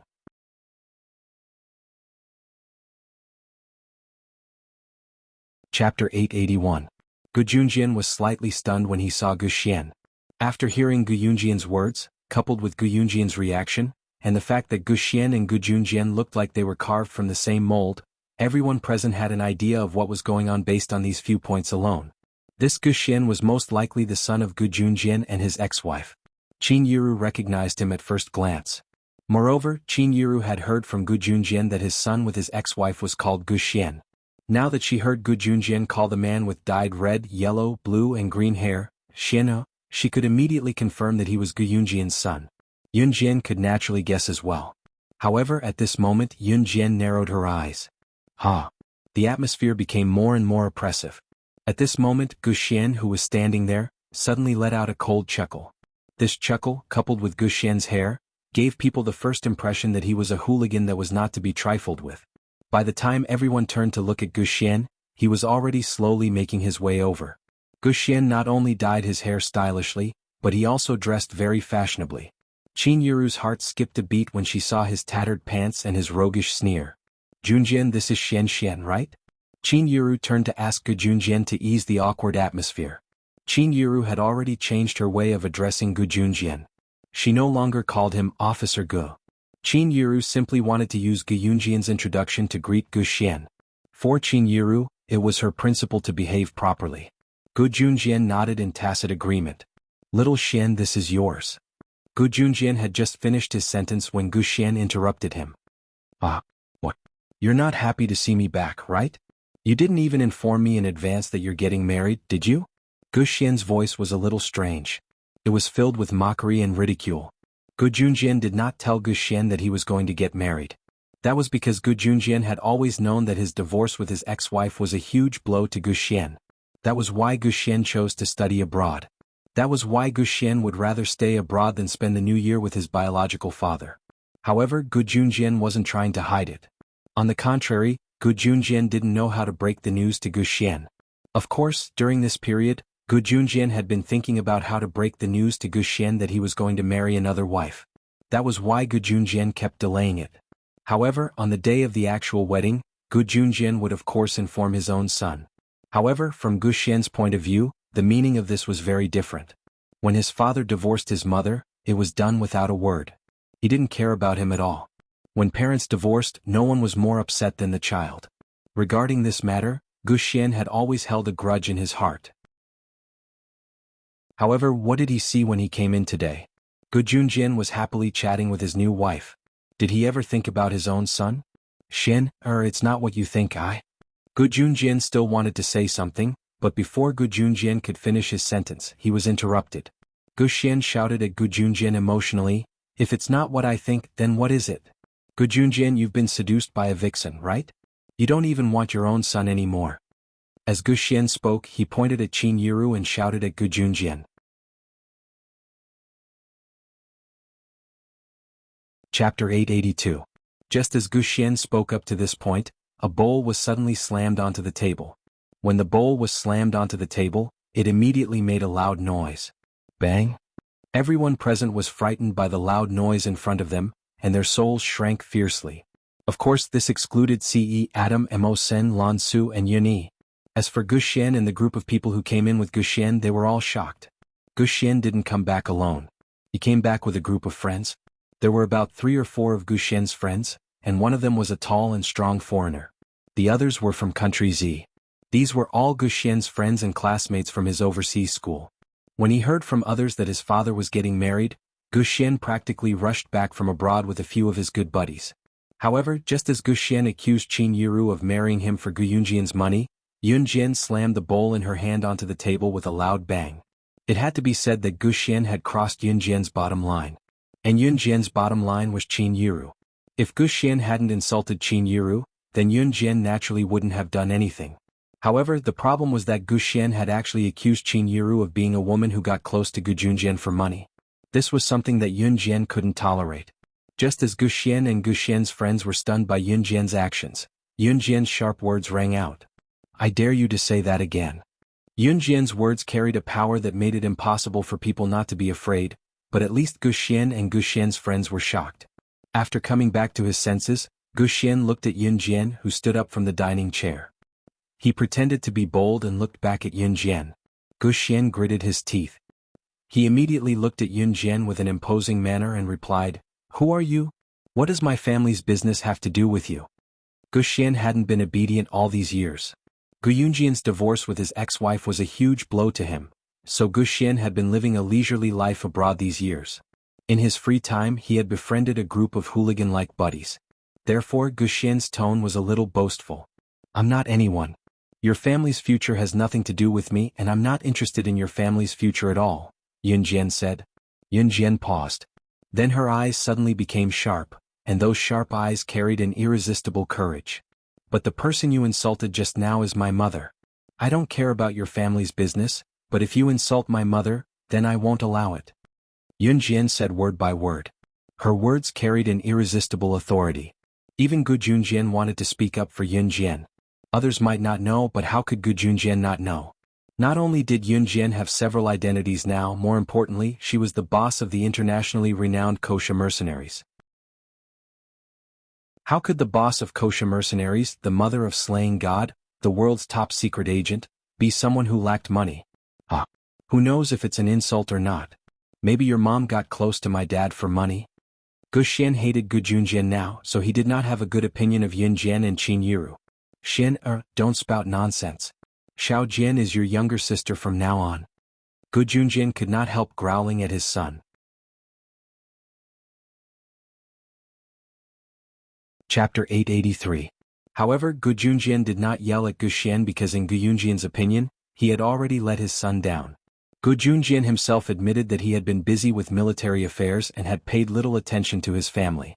Gu Yunjian's ex-wife had run away with another man and divorced him because of this. It was also because of this that Gu Xian deeply hated his biological father, Gu Junjian. Therefore, when Gu Xian wanted to study abroad, and when Gu Xian wanted to do a series of things including making a group of bad friends, Gu Junjian did not participate too much. This was because Gu Junjian felt that he had let Gu Xian down. Even when they were young, Gu Junjian had always listened to Gu Xian and had never insulted him. If it were not for Gu Xian's outrageous words, Gu Junjian would not have spoken to Gu Xian in such a tone. All these years his father had never insulted him, but because of Qin Yiru he had insulted him. Gu Xian looked at him in disbelief. You've changed? You never said that to me before. Gu Xian looked at Gu Junjian with hatred. He was not even willing to call him Dad. To Gu Xian, Gu Junjian had never cared about his family before. After his mother cheated on him, Gu Junjian divorced his biological mother without saying a word. Since he was young, he had been more miserable than others. Therefore, Gu Xian felt that he should enjoy Gu Yunjian's apology. He should make Gu Junjian regret it. In fact, there were many people who had the same idea as Gu Xian. Gu Xian had turned himself into a hooligan, Or perhaps it was because he had fallen from grace. In fact, he had only done this for one thing. He wanted Gu Junjian to regret it. He wanted Gu Junjian to see what he had done in the past. He wanted his son to become the kind of person he should not be. Gu Xian had become like this because of Gu Junjian. Haha, as expected, it's just like what others say. When a mistress enters the family, everything is decided by the mistress. I won't acknowledge such a shameless vixen. I don't have a sister. My parents only gave birth to me. Gu Xian roared at Gu Junjian. His eyes were filled with hatred. Shut up. After Gu Xian roared, Gu Junjian did not wait for Yun Jian to make a move. He grabbed the bowl in his hand and threw it at Gu Xian. This was the first time Gu Junjian had been so angry and hit Gu Xian. Gu Xian's words completely enraged Gu Junjian. Gu Xian called Qin Yiru a vixen. To be honest, Gu Junjian could not hold it in anymore. Qin Yiru was the person Gu Junjian had decided on. In other words, Gu Junjian had already decided that Qin Yiru would be the person who would share the joys and sorrows of his life with him. Therefore, even his son, who he had always tolerated, would not allow him to insult her like this. Ping ping ping pang pang. The bowl was thrown at Gu Xian in an arc Gu Xian did not dodge. He watched as Gu Junjian threw the bowl at him, and finally the rice in the bowl was thrown at him. The person who was smashed was stunned for a moment. He had always thought that his father, Gu Junjian, would tolerate him in the future because of his guilt. However, ever since he walked into the house and saw Gu Junjian chatting and eating with Qin Yiru and the others, Gu Xian felt that he no longer belonged to this family. He felt that he was very pitiful and miserable. Gu Junjian, you will regret this. Gu Xian glared at Gu Junjian fiercely. After he finished speaking, he ran out without even looking at his friends. Chapter 884. In that situation, Gu Xian's friends didn't say anything. After all, it was their family matter. However, when they saw Gu Xian rush out without looking back, Gu Xian's friends also ran out. It wasn't easy for the child to come back. Even if he said something unpleasant, you shouldn't treat him like this. The child is still young. Some things can be discussed slowly. Qin Yiru's hands were tightly clasped together. She stood up hesitantly and spoke to Gu Junjian. Qin Yiru was very kind. Even if Gu Xian had insulted her and called her a vixen, Qin Yiru wasn't angry. Of course, Qin Yiru wasn't the kind of person who liked to be bullied. However, she understood how big of a blow a child's parents' divorce was. Back then, Qin Yiru didn't want to divorce Yun Gang because she was afraid that Yun Jian and Yun Yi wouldn't be able to accept it. If one were to ask Qin Yiru why she understood this kind of rebellious mentality, it was because Dong Ruan's parents had divorced long ago. Dong Ruan often complained to her about this. When Dong Ruan's parents divorced, it was a big blow to Dong Ruan and Si Yi's mother. Especially Dong Ruan. She studied so hard when she was young because she wanted to be strong. However, Qin Yiru knew that Dong Ruan's parents' divorce was no different from the sky falling down on her. Especially after Dong Ruan's parents reorganized their families, Dong Ruan became an outsider in that family. Although Dong Ruan's parents were rich and Dong Ruan had never lacked financial love, to Dong Ruan without family love, it was as if she had lost everything in life. Qin Yiru didn't want Yun Jian and Yun Yi to become like that, so she didn't divorce Yun Gang. However, since Yun Jian and Yun Yi didn't think that way and Yun Gang cheated, Qin Yiru decided to go all out and divorce Yun Gang. I'll go check on him. Qin Yiru was overflowing with maternal love. She was a kind person, so when she saw Gu Xian running out, she stood up and chased after him. Gu Junjian held his forehead with his hand, a look of despair and pain on his face. It was not that Gu Junjian did not expect Gu Xian to hate him, but what could he do? What could he do? Seeing Qin Yiru run out, Yun Jian was worried that she would be bullied by Gu Xian. Therefore Yun Jian also stood up. She said to the few people present and then followed Qin Yiru out. I'll go take a look too. After Yun Jian finished speaking, she left the dining chair and walked out of the door. Yun Jian knew that it would be very awkward for Gu Junjian to go out in this situation, especially when Gu Xian was still angry. However, if Qin Yiru went out alone, Yun Jian was afraid that Qin Yiru would be bullied. Just as Yun Jian stood up, Si Yi stood up at the same time. He did not say anything and followed Yun Jian out of the door. On the other side, Gu Xian simply rushed out of the door. Unknowingly, it had started to drizzle outside the door. Gu Xian plunged into the rain, but he did not feel cold or chilly at all. He had been waiting for his mother to come back to reconcile with his father, and for the family to be reunited. However, all of this was shattered. When he saw Gu Junjian happily with Qin Yiru and the others, He suddenly felt that he could not fit in with this family. Was his existence superfluous? Xian. A few of Gu Xian's friends rushed out and grabbed Gu Xian. At that moment, Gu Xian was on the verge of collapse. He looked like a dying man on the brink of death.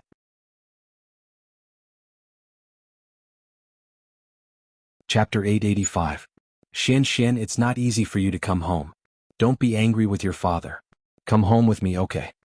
Qin Yiru said gently as she walked over. As she spoke, Qin Yiru even reached out to help Gu Xian. However, Gu Xian saw Qin Yiru's hand coming towards him from the corner of his eye, and his heart was filled with hatred. Get lost. Hypocrite, who allowed you to call me Xian? Disgusting, don't touch me. As Gu Xian spoke, he reached out and slapped away Qin Yiru's hand that was reaching towards Gu Xian. Qin Yiru sincerely reached out to help Gu Xian, but who knew that when Gu Xian slapped her, Qin Yiru would take 2 steps back. It took her a long time to stabilize her feet, but because her left foot accidentally twisted, she fell into a puddle. Ah! Qin Yiru shrieked before her feet gave way and she fell into a puddle that was filled by the drizzle. You vixen! Who told you to be hypocritical and bully Xian? Go to hell. A guy standing next to Gu Xian saw Qin Yiru fall into the puddle, so he directly walked over and lifted his foot. It looked like he was going to kick Qin Yiru. This guy from Gu Xian was dressed like a rich man, and the arrogance on his face could not be described with words.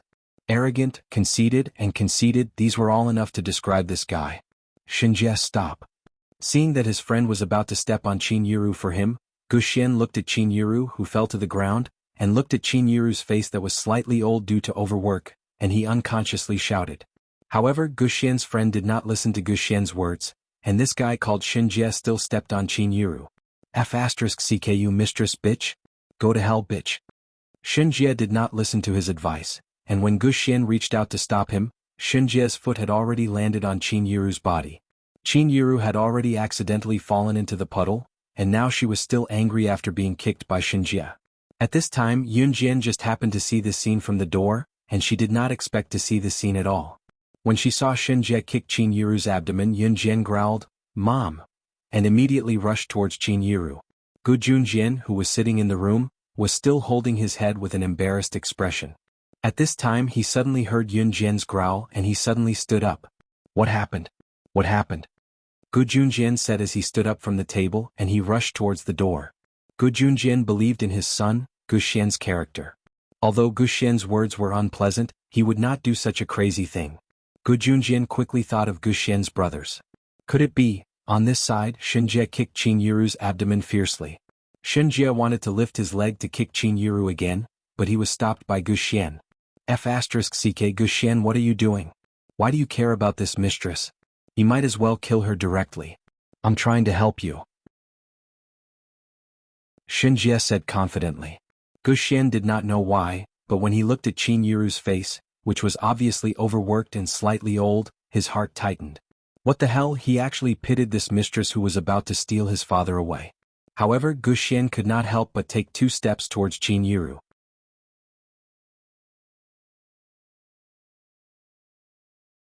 Chapter 886. Qin Yiru was already old and after being kicked by Xinjie she was a little dizzy. Because of overwork these years, Qin Yiru's body had some sequelae. However, Xinjie didn't care about this. For a rich young master like him, he could kick whoever he wanted and he never cared about it. And now, Xinjie watched as Gu Xian extended his hand to help Qin Yiru up. He stood behind Gu Xian and laughed wildly and even mocked Gu Xian. Gu Xian, are you stupid? That's a mistress. She wants to marry your dad and take away your dad's love, and you actually went to help her. I helped you kick her twice and that's already letting her off easy you. At this time, Gu Xian had already helped Qin Yiru up. However, at the same time Xinjie, who was laughing wildly behind Gu Xian and mocking Gu Xian for helping Qin Yiru up, suddenly felt a gust of wind coming from behind him. In the next second he felt as if someone had kicked him hard in the waist. By the time Xinjie reacted, the heavy kick had already landed on his waist. Being kicked in the waist from behind, Xinjie instinctively wanted to stand firm. However, the powerful force behind the kick sent Xinjie crashing to the ground. Gu Xian was supporting Qin Yiru, and Xinjie had his back facing them. Only the other 2 buddies of Gu Xian were watching from the side. However, at this moment they saw a horrifying scene. They saw Yunjian madly rushing towards them. She lifted her legs, and those long legs seemed to have a huge amount of magic, running towards them at the speed of an arrow. Then, at the moment when she was close to Xinjie, Yunjian suddenly jumped on the ground with her right foot. She used the momentum of her right foot to sweep her body at a 90 degrees angle. At the last second when she was close to Xinjie, she switched from her right foot to her left foot.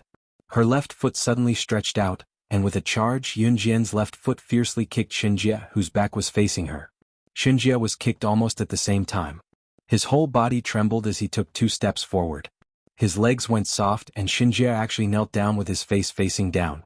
With this kneeling, Xinjie's upper body couldn't support himself, and he also fell to the ground like a frog. However, in front of Xinjie was a bumpy cement ground. Because of the rain, the bumpy cement ground was filled with a large amount of muddy cement. As for Xinjie, he directly crashed into the cement pit with his face down. However, Xinjie quickly reacted. In any case, Xinjie was also a young master who practiced taekwondo and sanda. When he reacted, he quickly stood up.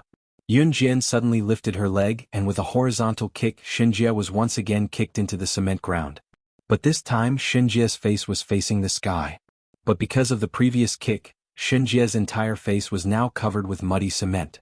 He couldn't even open his eyes.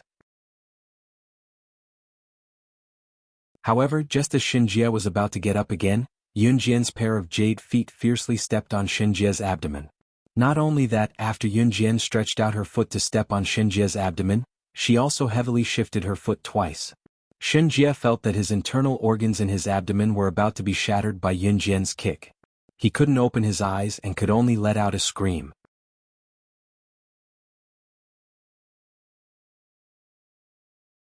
Chapter 887. Xinjie could only hear Yunjian's arrogant words that could not be ignored. Because his entire face was soaked in the muddy water, Xinjie could not open his eyes. He could only hear Yunjian's crisp and arrogant words lingering in his ears. However, Xinjie could feel that the foot on his abdomen was as heavy as 1,000 pounds. It was so oppressive that he could not even breathe. Let go. Xinjie was suppressed by the intense pain and did not pay attention to Yunjian's words. As he spoke, he reached out to grab the foot that was stepping on his abdomen. However, the moment Xinjie reached out his hand, Yunjian lifted her foot slightly. The moment Xinjie was about to grab her foot, she lifted her leg slightly to the side and avoided Xinjie's grab. Just as Xinjie heaved a sigh of relief and was about to stand up, Yunjian's foot once again stepped on Xinjie's abdomen. Xinjie could not help but let out a painful howl. Who was it? Who was so daring to step on him again and again? Xinjie was the son of a rich family. He had never been treated like this before. Therefore, he immediately roared with hatred, "What are you doing? F***ck, come and help me. Guxian, I was helping you beat up the mistress just now." The word mistress made Yunjian furious. Gu Junjian had already divorced his ex-wife. Therefore, no matter legally or morally, Gu Junjian was still single. Qin Yiru had also divorced Yun Gang. If the two of them were to be together, it would be perfectly justifiable. There was no such thing as a mistress. Moreover, if Gu Junjian was not single, Qin Yiru would not agree to be together with him. Therefore, when Xinjie once again insulted Qin Yiru as a mistress, Yunjian once again lifted her foot and kicked down. Xinjie was kicked by Yunjian and his whole body sank deeper into the cement ground. At this moment, Gu Junjian had already rushed over. What's wrong? What just happened? When Gu Junjian saw Guxian helping Qin Yiru up, he immediately rushed over to help Guxian hold Qin Yiru's hand. Qin Yiru took a long time to react. "I'm fine." Qin Yiru slowly regained her senses. After she regained her consciousness, she did not even think of complaining to Gu Junjian about Guxian. At this time, Xinjie's insults came again. "F***ck, what are you doing? Hurry up and drag this damned woman out for lousy. Damn it." Yunjian stepped on Xinjie's abdomen. At this moment, Xinjie was as miserable as he could be. However, looking at Yunjian's horrifying appearance, Guxian's other 2 or 3 friends did not dare to go up and pull Yunjian to help Xinjie get out of this predicament. Guxian, on the other hand, ran over after helping Qin Yiru up. Then he looked at Yunjian, paused for a moment and shouted, "Stop fighting." Guxian's shout was met with a cold snort from Yunjian. "You think we should stop fighting just because you say so? Who do you think you are?" Yunjian asked out of the blue. However, just as she finished speaking, Yunjian raised her foot and kicked Guxian's abdomen fiercely again. "Does it feel good? That's how you kicked my mother just now." Yunjian's gloomy voice sounded. Her words were mixed with a sneer that could not be ignored. Xinjie was a person who cared a lot about his reputation. At this moment he was kicked by a girl and struggled desperately to no avail. This was extremely embarrassing for Xinjie. *CK. *CK off. I'm going to kill you. I'm going to kill you. Xinjie shouted in disdain. Ce, who was standing at the side, heard this and was about to make a move, but Yunjian had already made her move. She took out a butterfly knife from her pocket and stabbed it into the soil next to Xinjie's cheek. When Xinjie's face moved, he felt that if he had turned his head to the side, the butterfly knife would have pierced his head. Suddenly his whole body trembled.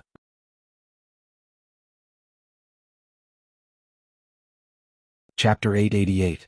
As long as Xinjie moved his cheek to the left, he would be able to feel the cold butterfly knife sticking to his face.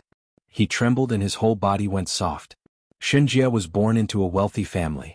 Even in the whole of country Z, the Xin family was considered one of the top aristocratic families. Kicking Qin Yiru like he did just now was something that Xinjie often did. For a rich man like Xinjie, he usually dressed like a ruffian and looked down on ordinary people because of his prominent family background. Therefore, people like Xinjie would usually bully the nannies in his family. Punching and kicking were common. However, because the Xin family offered a high salary, the nannies were not willing to leave. This was also a fact.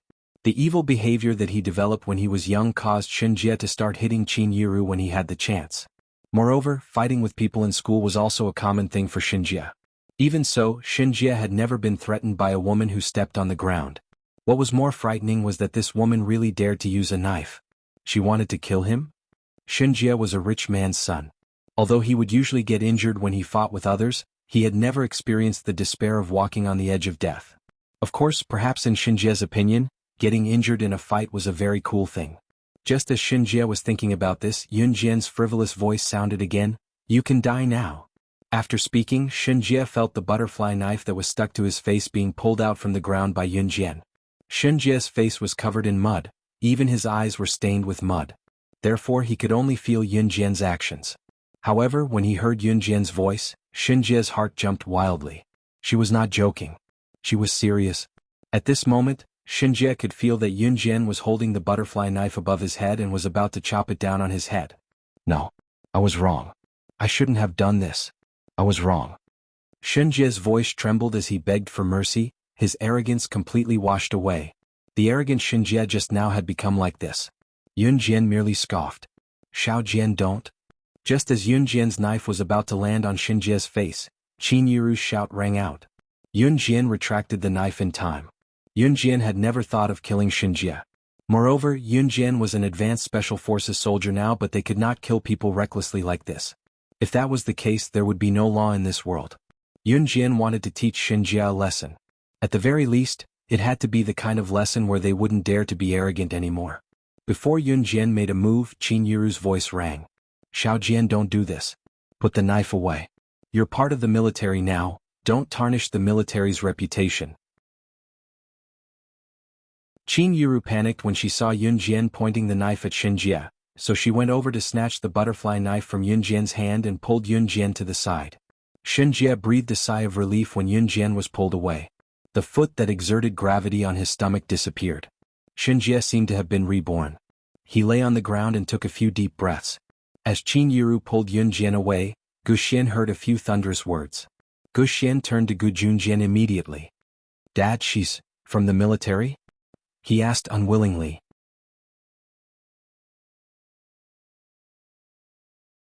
Chapter 889. Gu Xian's words sent chills down Xinjie's spine, who was lying lifelessly on the floor, as well as Gu Xian's other two buddies. Yunjian was from the military? While Gu Xian and his men were still in shock at Qin Yiru's words, Qin Yiru had already pulled Yunjian to the side. "Xiaojian, I'm fine. I'm still strong. It's okay, it's okay."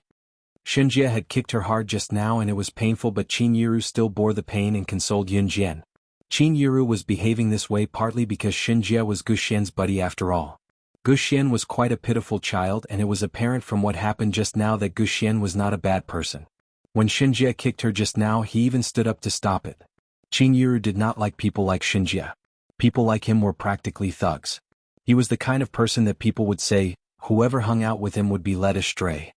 Gu Xian hung out with these buddies purely because he wanted to be noticed by Gu Junjian so that Gu Junjian could fulfill his responsibility as a father. In spite of it, Gu Junjian seemed to have gotten the wrong idea.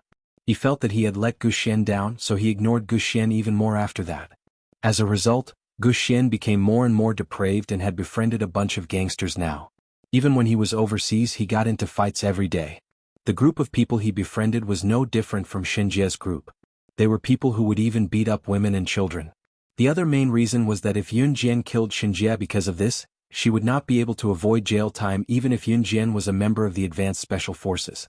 Qin Yuru's proudest thing was to have Yun Jian and Yun Yi as her children. How could she possibly watch Yun Jian do something foolish? In spite of it, Qin Yuru did not know that Yun Jian did not want to kill Xinjie just now. She only wanted to intimidate him. Of course, that was enough to scare Xinjie half to death from Yun Jian.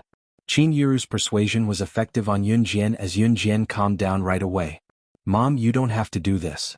A murderous look flashed across Yun Jian's cold eyes as she looked at Qin Yuru.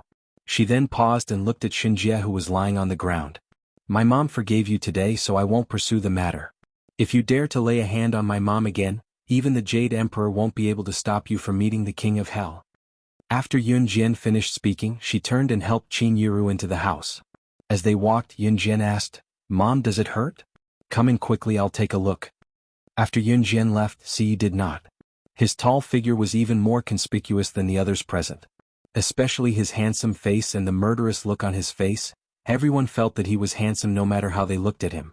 Xinjie had already been helped up by the two brothers who were too stunned to help. Gu Xian and Gu Junjian were still standing in the same spot.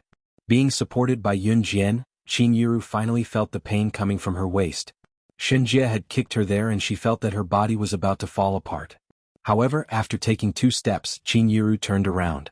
She looked at the few people who were still standing in the rain and urged, "Hurry up and go into the house. It's still raining. Nothing is more important than your health." After Qin Yuru finished speaking, she was helped into the house by Yun Jian. After hearing Qin Yuru's words, Gu Xian knew that Qin Yuru's words were meant for him. Was she concerned about him?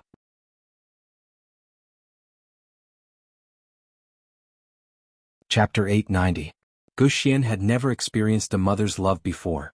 After Gu Xian's mother gave birth to Gu Xian, she left Gu Xian at home and went out to meet people dressed to the nines. Even so, Gu Xian did not resent his birth mother. There was no other reason other than the fact that she was his birth mother. No matter how badly she treated him, he could only accept it. Ever since Gu Junjian divorced his birth mother, Gu Xian was disheartened by them, but Gu Xian still held on to a tiny bit of illusion. What if his parents remarried one day?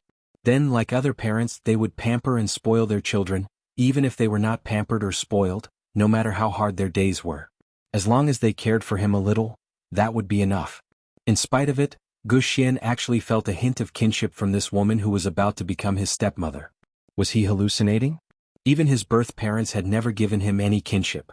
How could he feel kinship from someone else? Xian, stop fooling around. Your auntie is a kind person. She's not like what you said. That was Xiao Jian just now. Since you asked, I won't hide it from you. Xiao Jian is part of my military. Gu Junjian did not plan to hide this from his son. In spite of it, after Gu Junjian said that Yun Jian was part of his military, Gu Xian's indignant groan rang again. What did you say? She's really part of your military? As he spoke, Gu Xian's indignant voice rang again. You actually let her join your army? I wanted to join your military back then, but you didn't allow it. You even said that I wasn't capable enough. What about now? Have you really been bewitched? You're letting a little girl like her join the military. You didn't even want me to join back then. Gu Xian raised his voice. Gu Xian also had the heart to protect his country. When he was young, he took Gu Junjian as his role model. Ever since he was young, he wanted to be a soldier, but Gu Junjian did not give him the chance. Gu Junjian was the leader of the Advanced Special Forces. At the same time, he also had the authority to recruit outstanding youths from all over the country. Gu Xian wanted to join the Advanced Special Forces and become a member, but Gu Junjian did not give him the chance. Therefore, when Gu Xian found out that Yun Jian had joined the military, he was furious. Although Yun Jian was so fierce just now, Gu Xian didn't think that Yun Jian was that capable. In other words, Gu Xian himself was a martial artist. He knew that Yun Jian had some skills, but he would not admit that Yun Jian was better than him. Under such circumstances, how could Gu Xian not think about it? Why would his father rather let Yun Jian join the Advanced Special Forces than let him join? If this wasn't favoritism, then what was? Shut up. Xian what do you know? Gu Junjian gritted his teeth in anger. He wanted to tell him everything, but the words that were about to leave his mouth were stopped. Isn't that so? If you weren't bewitched, why would you let her join the advanced special forces? Gu Xian raised his voice again. At this time Xinjie was already being helped up. What? You want to know why, right? Gu Junjian couldn't hold it in anymore and cried out in pain. Because she's better than you. She's stronger than you, whether it's strength or ability, she's better than you. Although Gu Junjian didn't want to belittle his own son, he had to admit it. Chapter 891. It was rare for Gu Xian to hear his father use such words against him. Most importantly, he had never heard his father praise someone in such a tone before.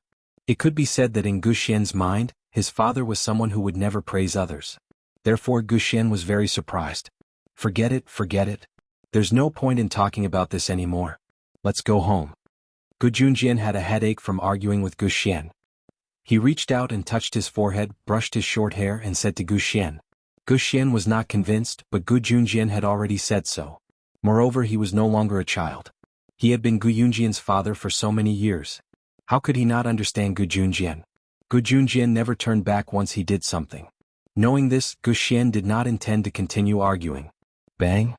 Just as Gu Xian had calmed down and was about to go home with Gu Junjian, he heard the sound of a heavy object being slammed to the ground. Gu Xian and Gu Junjian both turned to look at the same time. Xinjie, who had just stood up and wiped the cement on his face with a napkin and had just regained his sight, was kicked to the ground again by Ce with a hard kick, causing a loud thud to resound in the air. Ce's kick sent Xinjie flying, the bones in his body crackling. Xinjie did not expect that Ce did not follow Yunjian back to the house to teach him a lesson. At this moment Xinjie had been kicked to the ground. He did not even have time to react. However, the bones in his body were still making cracking sounds. In the next second, Xinjie's painful howl resounded through the sky. Ah! My leg. Ah! The cracking of bones was enough to prove that the bones in Xinjie's leg were broken. Ce had broken his leg with a single kick. Everyone present was shocked by Ce's ferocious actions. Especially Gu Xian and Gu Junjian. She had just seen Ce standing beside Yunjian without saying a word. What happened in the end? Just as Yunjian helped Qin Yiru into the house, Ce was even more ruthless than Yunjian. He kicked Xinjie's foot so hard that the bones in his foot were broken. The sound of bones cracking could be heard. Just as everyone present was looking at Ce in shock, they saw Ce raise his long legs and walk unsteadily toward Xinjie, who had been kicked to the ground and was hugging his leg as he howled in pain. Yo! What are you doing? Gu Xian and Xinjie's other two friends saw Ce walking towards them. The moment they thought of Ce's actions, they felt their hair stand on end. Now that Ce was walking towards them, they retreated in fear. Ce didn't say a word. He walked straight to Xinjie and bent down slightly.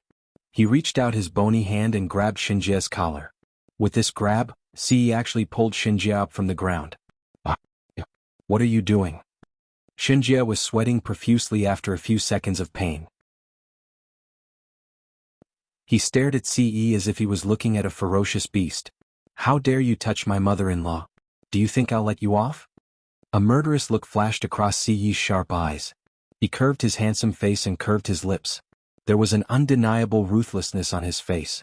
Xinjie was in so much pain that his entire body was trembling. His abdomen, which had been kicked by Yunjian, was still hurting. He wasn't joking. Right now, Ce was like a king who looked down on all living beings. His tall posture and his flamboyant words did not feel out of place at all. Chapter 892. Xinjie didn't expect Ce to be so calculative. In the past, Xinjie was always the one who bullied others, and there was no reason for others to bully him. Moreover, people like Xinjie liked to form cliques. When they were studying abroad, they formed a gang, and it was equivalent to the kind of gang that was formed to fight with others. Therefore, under such circumstances, Xinjie felt that he had a lot of face. Therefore, when he kicked Qin Yiru, his foppish character was revealed. When he kicked Qin Yiru, he used all his strength. However, Xinjie didn't expect that Ce would actually attack him. Moreover, he was so ruthless that he didn't even have a chance to fight back. Under Ce's pressure, Xinjie had no choice but to lower his head. He was so scared that his whole body was trembling. Then he said, I was wrong. I can apologize. Xinjie felt that his legs were about to be crippled. He had never met people like Ce and Yun Jian. The former had just beaten him up, and Qin Yiru had stopped her from killing him. However, the latter had broken his bones with one kick. He had only kicked Qin Yiru a few times. If Shinjie had known that this would happen, he probably wouldn't have attacked Qin Yiru. Frankly speaking, he wouldn't have dared to do it even if he was beaten to death. However, this time, Ce didn't care about Shinjie. In front of Gu Xian and Gu Junjian, he grabbed Shinjie's collar and kicked Shinjie's abdomen fiercely. This was enough to break all the bones in Shinjie's body. Shinjie howled as he was sent flying. After he landed heavily, he lay on the ground in the distance and didn't make any more noise. He wasn't dead, he just fainted. Shinjie. Gu Xian and Shinjie's other two friends saw this and rushed over in fright. *CK. Gu Xian cursed. Then he ran over as well. After Ce kicked Shinjie, he wasn't worried about Shinjie's life at all. Instead, he walked into the house. His tall figure walked in the drizzle and soon disappeared in front of everyone. In any case, Shinjie was his brother, so Gu Xian and two other people helped Shinjie to the hospital. Gu Junjian didn't follow him. After giving Gu Xian some instructions, Gu Junjian returned to his room. Hence, Gu Xian drove the unconscious Shinjie to a nearby hospital. The gathering at Gu Junjian's house this time was very unpleasant because of Gu Xian's return. Therefore no one ate much at dinner. Of course except for Adam, Mo Sin and a few others. At night, Yun Jian and the others returned to Dong Ruan's villa. The next day, when Yun Jian woke up and came back from her morning run, Qin Yiru had already gone to Gu Junjian's house to prepare breakfast for Gu Xian. Gu Junjian had gone to the army. Qin Yiru was a kind person. She was afraid that Gu Xian wouldn't eat breakfast alone at home, so she hurried over to prepare breakfast for Gu Xian. Yun Jian was afraid that Gu Xian or his friends would cause trouble again, so Yun Jian took 2 pieces of bread that Qin Yiru had prepared for her and walked towards Gu Junjian's house as if she was taking a stroll. At the entrance of Gu Junjian's house, Yun Jian met Gu Xian, who had just come out of the villa. The moment Gu Xian saw Yun Jian, he snorted coldly and wanted to walk around Yun Jian. Stop. Yun Jian didn't turn around to look at Gu Xian. She just snorted softly. Hearing Yun Jian's snort, Gu Xian just snorted and wanted to walk around Yun Jian. How about a race? As a racing enthusiast, you should be very interested in racing. If I can beat you, you're not allowed to be so rude to my mother in the future, Yun Jian said when she saw Gu Xian walk around her. She wasn't angry. Yun Jian's words really stunned Gu Xian.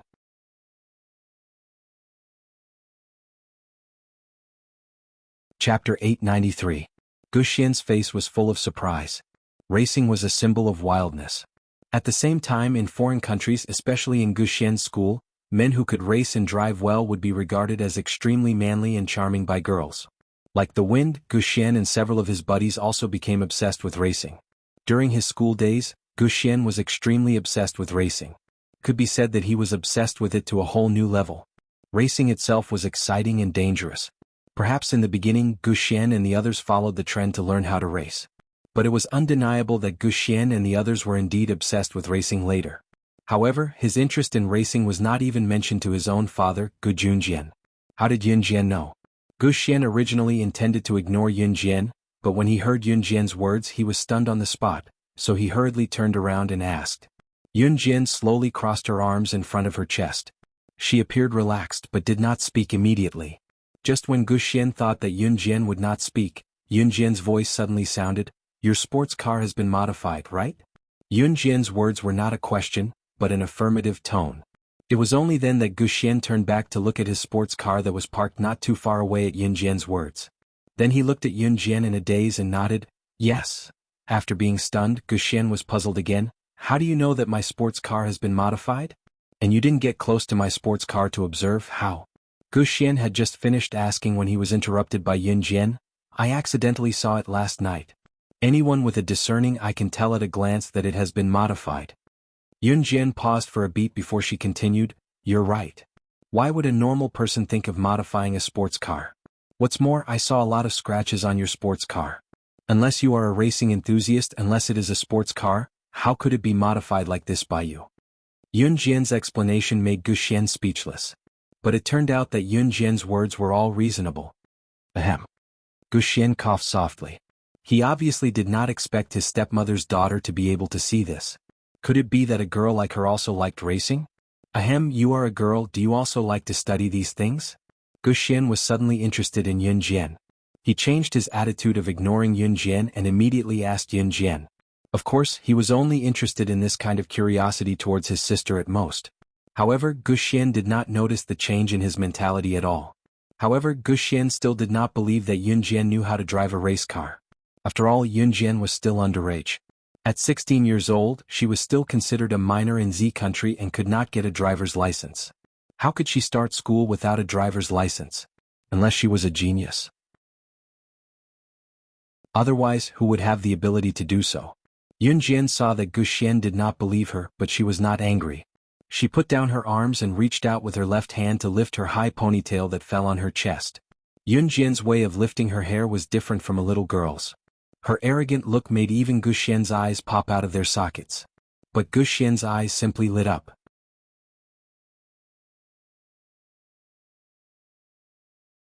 Chapter 894. Yun Jian's words seemed to cause an uproar in Gu Xian's ears. What did she mean by his sports car being modified to the point of being unsightly? Gu Xian was an upright man. He thought of something and asked on the spot, "What do you mean by my sports car being modified to the point of being unsightly?" As Gu Xian spoke, he had already followed Yun Jian's words and ran aggressively to his sports car. He circled his car left and right before shouting at Yun Jian, "My car is a famous car personally modified by America's top mechanic, Master Corentin. How can it be unsightly?" The Master Corentin that Gu Xian mentioned was a top mechanic in America. Even in the entire mechanic industry, Corentin was a well-known figure. Legend had it that it was very difficult to get Corentin to modify something.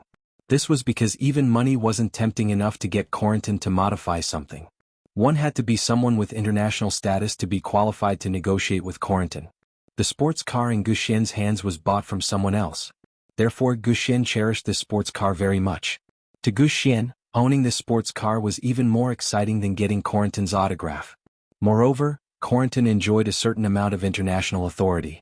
Gu Xian had no doubts about Corentin at all. But today Yun Jian actually said in front of him that Corentin's modified works were unsightly? Didn't she know? International racers all wanted Corentin to modify a sports car for them, but the number of people who could actually be modified by Corentin could be counted on one's fingers. Didn't she know that if her words were heard by some people with ulterior motives, it would cause public outrage? Yun Jian heard Gu Xian's indignant voice, but Yun Jian only raised her eyebrows slightly when she heard Gu Xian's words. Seeing Yun Jian's reaction, Gu Xian thought that Yun Jian had heard of Corentin's name. Gu Xian was also a person who cared about his reputation. He thought that Yun Jian was dumbfounded by his words, so he raised his head somewhat arrogantly. Look, his car was modified by Master Corentin. Yun Jian would probably admire him for being able to get a sports car modified by Master Corentin after hearing that. Gu Xian looked at Yun Jian with his mouth slightly agape. Gu Xian looked forward to seeing Yun Jian look at him with admiration or envy. However, what Gu Xian saw was Yun Jian's eyelids flashing and her eyebrows slightly raised. Then he heard Yun Jian say, "So it's a sports car modified by that old man Corentin? This car is probably the trashiest of all his modified sports cars." Yun Jian made a tsk sound as she spoke. Gu Xian was completely stunned when he heard Yun Jian's words. Yun Jian's way of addressing him? Plus Yun Jian's words. You know Master Corentin?" Gu Xian looked at Yun Jian in disbelief. Corentin was an eccentric person. It was said that there were very few people who could get close to him internationally. Gu Xian only heard of one person who was very close to Corentin. Hearing Yun Jian call Corentin an old man, why did it feel like she knew Corentin? Gu Xian looked at Yun Jian with great anticipation. She actually knew Master Corentin. However, he heard Yun Jian's soft voice. Just a defeated opponent.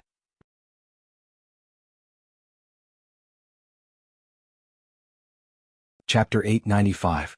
Yun Jian's tone was ostentatious, but there was an arrogance that could not be ignored.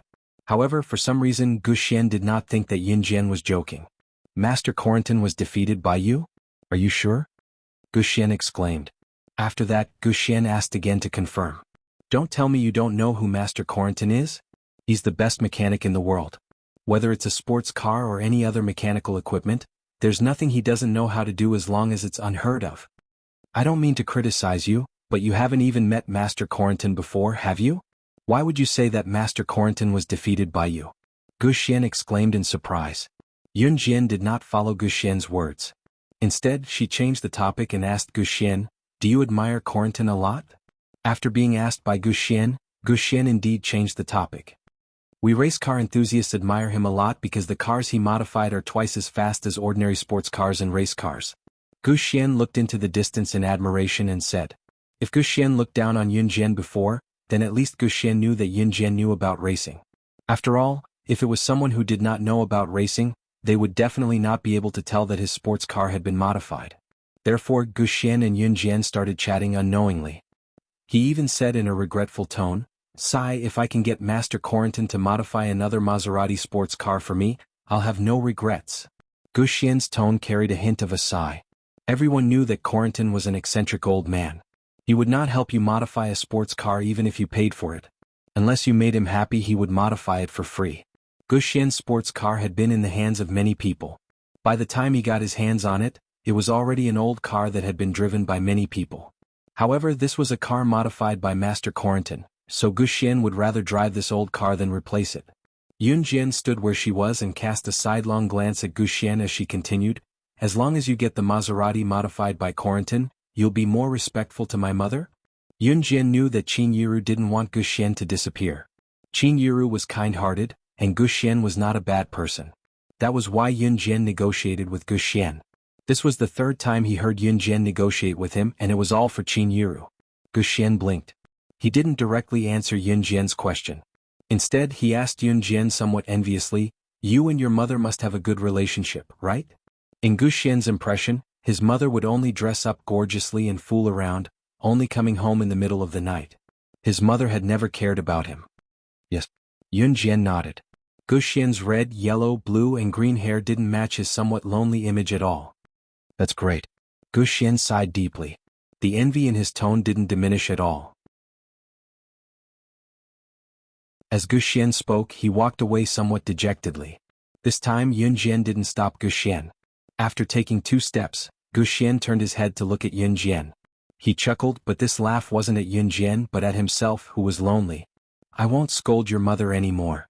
As Guxian walked, he lowered his head and continued, "Master Corentin is an internationally famous big shot. Until now, no one has been able to invite him. The only person who could possibly invite Master Corentin couldn't possibly be Yunjian." Chapter 896. Guxian felt that since he was already so lonely, there was no need for him to make others feel the same way. Besides, Qin Yiru had rushed over so early in the morning to make breakfast for him. It was impossible for Guxian not to be touched. After all, even Guxian's own mother had never cooked for him. Guxian also found a bit of motherly love from Qin Yiru. "So you don't have to think of a way to hire Master Corentin," said Guxian.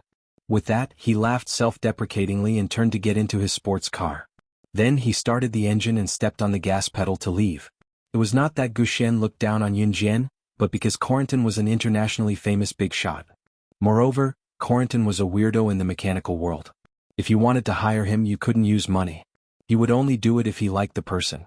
Moreover, out of 1,000 people, there wasn't a single person that he liked. Therefore, Guxian was not looking down on Yunjian's words, but he instinctively did not believe her. In the end, Yunjian was still standing in the same spot when Guxian drove away. Yunjian stood in the same spot and smiled slightly. After a while, she took out her phone from her trouser pocket and dialed a number that she remembered in her mind but had never taken the initiative to call. Beep beep beep. After 3 rings, the call did not go through. The ringtone rang for almost half a minute. Just as the ringtone was about to end, the call was suddenly picked up. "Hello." A very lazy, old man's voice in pure English came from Yunjian's phone.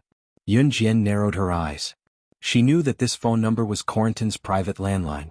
Most people did not have Corentin's private landline number. "Old man, please do me a favor," Yunjian spoke into the phone in English very decisively. "How dare you call this old man an old man? Who are you, little girl?" Corentin was annoyed when he heard Yunjian's address. He immediately opened his mouth angrily. Even through the phone, Yunjian could feel that the other party was holding a landline with a childish expression. He was frowning at the landline and pretending to be angry. "Oh, S." Yunjian paused in the middle of her words, then she softly spat out a letter. After Yunjian spat out the letter, she clearly heard the sound of a chair being flipped over from the other end of the phone. On the other end of the line, when Corentin heard the word SS, He wanted to stand, but unexpectedly, his leg exerted force and hooked onto his own chair. The chair was hooked and was accidentally kicked over by his own foot. Corentin fell to the ground along with the chair. However, the pain to him, the word, "ss." Corentin got up from the floor and crawled to the phone he had accidentally flung away at the fastest speed in his life. He trembled as he picked up the phone. Then, he used the most benevolent voice he could muster and said, "You? Why are you calling me? No, are you planning to take me in as your disciple?" Yunjian had never called Corentin on her own accord. The reason Corentin believed that Yunjian was SS, just because of what she said, was because other than this unknown number, the people who knew his number were all people he knew. Of course, Corentin had saved the phone number of someone he knew. Country Zhejiang Province's Longmen City. Call me back when you've arrived. I won't wait for you if you're late, Yunjian said with a faint smile. SS was the abbreviation for her by the people in the underworld.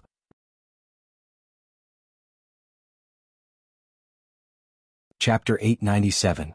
Yunjian did not give a direct reply to Corentin's words. Instead, it was Corentin who sounded flattered. All right. No, I'll fly my private helicopter over tonight. Wait for me, you must wait for me. Yunjian pressed her lips together lightly and hung up. Not many people knew that she was slaying God, the top secret agent in the secret agent ranking. Even international tycoons and top figures rarely knew about her identity. Knowing Corentin under the identity of slaying God had a history as well. Yunjian had thought that she would not need Corentin's private number when he had forced it on her, but she did not expect to use it so soon.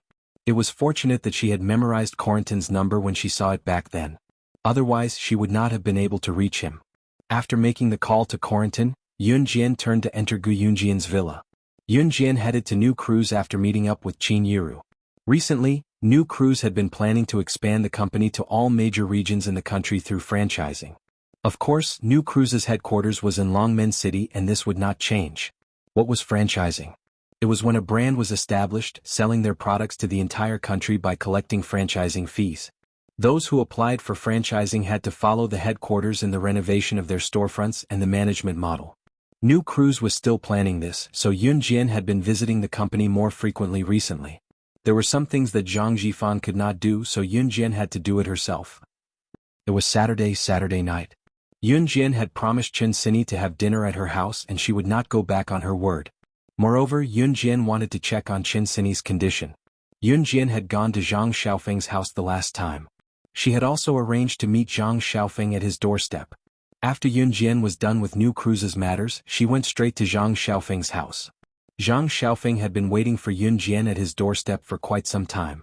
It was only when a silhouette came from afar that he waved frantically. "Master." When Yunjian heard the greeting, she knew it must be Zhang Xiaofeng without thinking. Hence, Yunjian went to Zhang Xiaofeng. Beside Zhang Xiaofeng was a chubby Zhang Jian. Zhang Jian was rubbing his head as he greeted Yunjian cutely, "Grand Master." Yunjian grinned and said, "Let's go." Zhang Jian had carried Qin Sini to the hospital and was considered to have saved her life. Hence, he was naturally invited to Qin Sini's house for dinner. In reality, Qin Sini's father, Qin Zhenchuan, had not only invited Yunjian and the rest. Qin Sini had just recovered from a serious illness while Qin Zhenchuan was a businessman. A businessman should know how to do business. This kind of thing could be used as a pretext to invite some of his business partners over for a meal and talk about business, which was very good.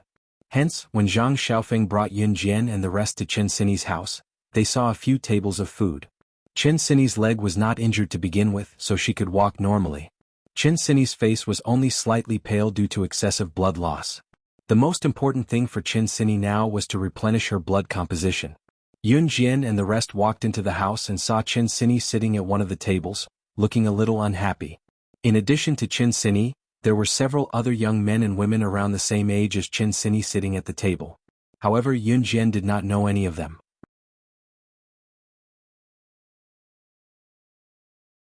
Chapter 898.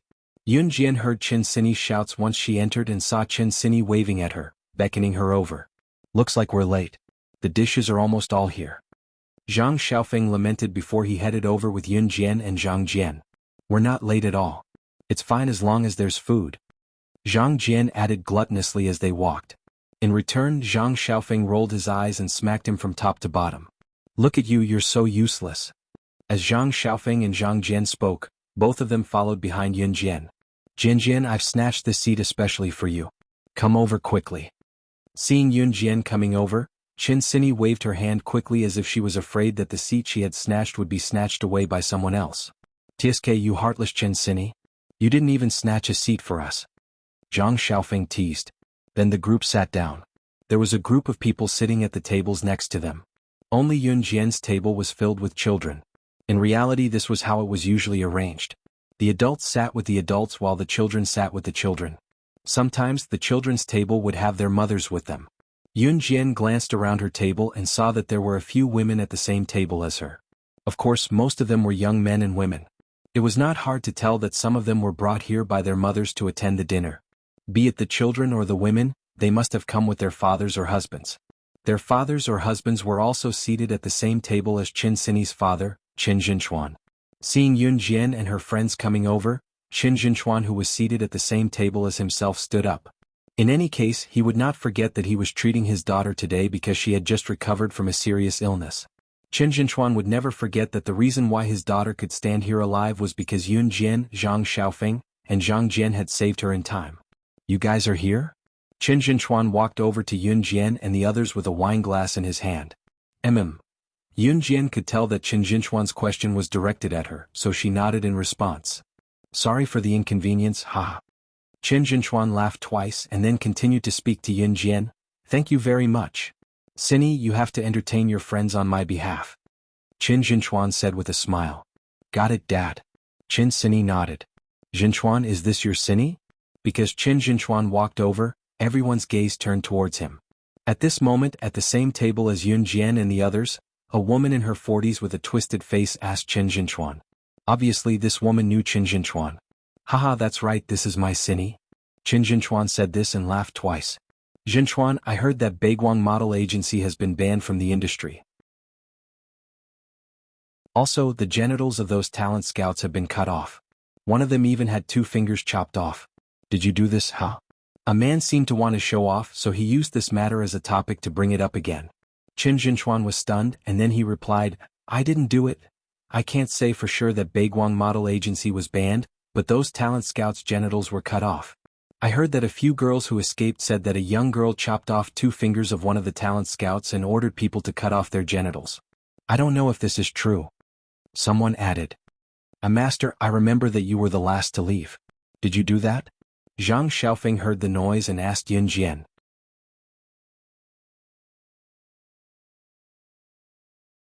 Chapter 899.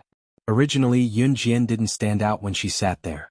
Although Yun Jian looked exquisite when she walked in, the boys and girls at the same table stared at her for a while. Everyone just stared at her for a while and then fell silent.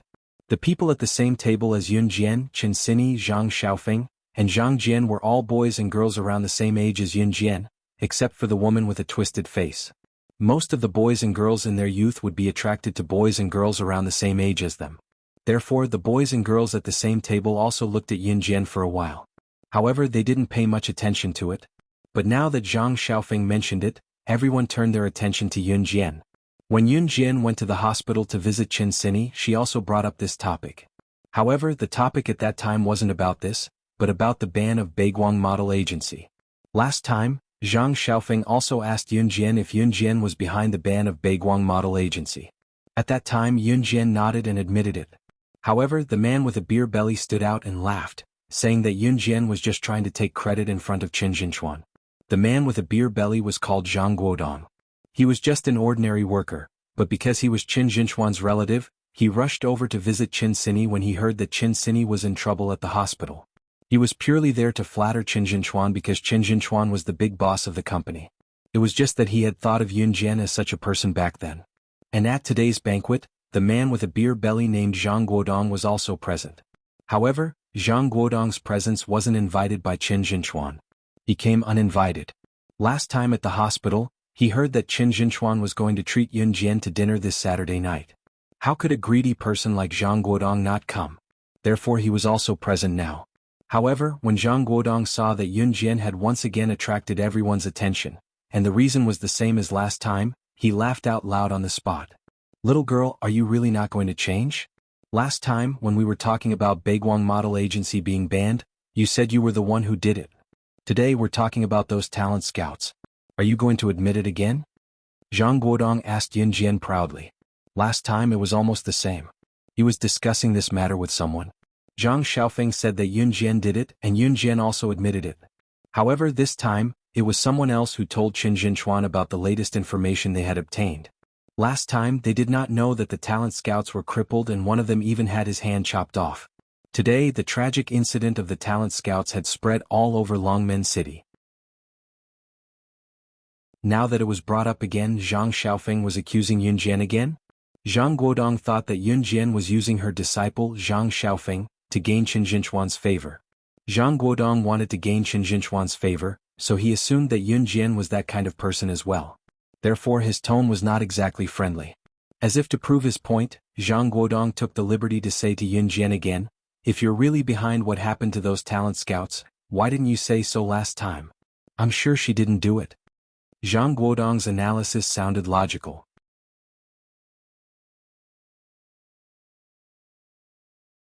Chapter 900. Ever since Yun Jian had appeared, she had always given people the impression that she was a woman of few words. Therefore, when Zhang Guodong pointed at Yun Jian and Yun Jian retorted in such a tone, everyone present felt a sudden sense of novelty. However, before everyone could react, Yun Jian's words drifted over again. "Are you my biological mother or my biological father? Why should I report these things to you? Besides, would you believe me if I told you?"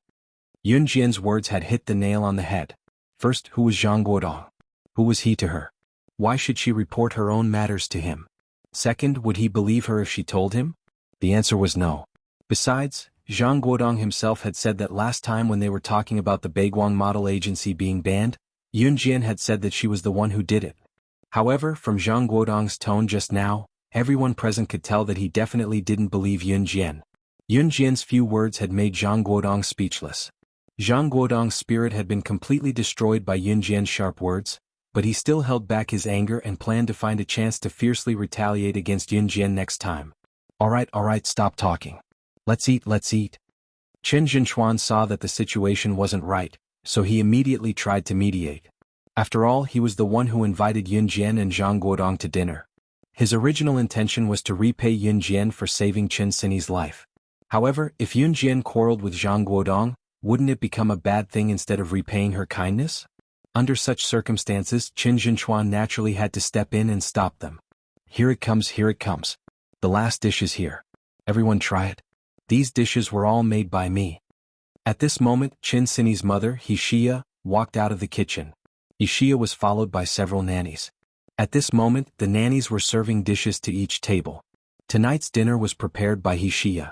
Although Wuxia looked like a well-bred young lady, she had actually learned how to cook. The dishes she made were comparable to the chefs of 4-star hotels. However, after Wuxia married Qin Jinchuan and gave birth to Qin Sini, she rarely cooked. Today, Wuxia cooked because she wanted to repay Yun Jian and the others with sincerity. "My mom's cooking is delicious. Jian, eat it and ignore those lunatics. We'll eat our own food." Qin Sini had disliked Zhang Guodong for a long time. Hearing Zhang Guodong treat Yun Jian like this, she was not angry at all. "That's right. Master, have a taste." Zhang Xiaofeng also shouted. "Yes." Yun Jian smiled and nodded. At the same time, Zhang Jian, who was beside them, could not close his mouth. Just as Yun Jian finished 2 prawns, someone came through the door late. Upon closer inspection, it was Ling Yichen. Ling Yichen's father was a family friend of Qin Sini's father, so it was not unusual for a playboy like him to show up here. However, it had been a while since Ling Yichen had appeared in front of Yun Jian and her friends because he was preparing for a competition. In addition, Ling Yichen was not in the same class as Yun Jian and her friends, so Yun Jian had not seen him for a long time. "Hey, you guys have already started eating. I'm late, ha." Ling Yichen said as he ran toward Yun Jian and her friends. "You actually have time to spare?" Zhang Xiaofeng wanted to tease everyone he met.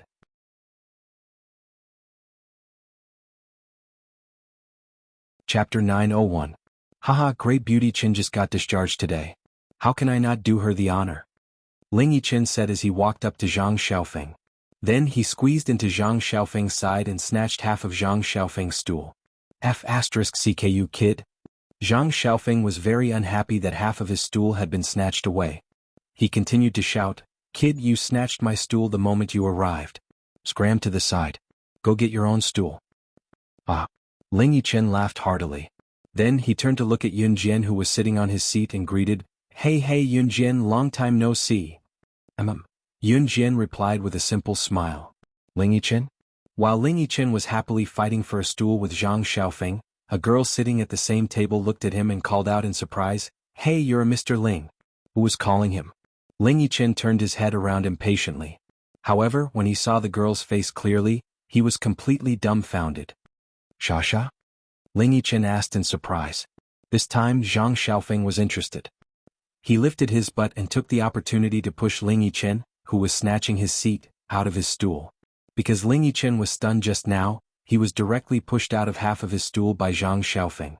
Seeing that Ling Yichen and this girl called Xia had acknowledged each other, Yun Jian was not at all interested. She continued to peel the prawns in her hands. These prawns were delicious. Ling Yichen did not expect to bump into Xia here at all. He was a little stunned. This girl called Xia was called Ji Xia. She was Ling Yichen's ex-girlfriend. Speaking of Ling Yichen's love affairs, he really had a lot of them. He was the famous playboy in school. Before this, he changed girlfriends like he changed clothes. However, after meeting Yun Jian and the others, he completely restrained his temper. Right now, the school was abuzz with rumors that Ling Yichen had actually curbed his playful personality. This was simply untrue. The thing Ling Yichen was most afraid of right now was meeting his ex-girlfriends. Coincidentally, he actually met one today. While Ling Yichen was still in a daze, the boys and girls beside Ji Xia surrounded her and asked her questions.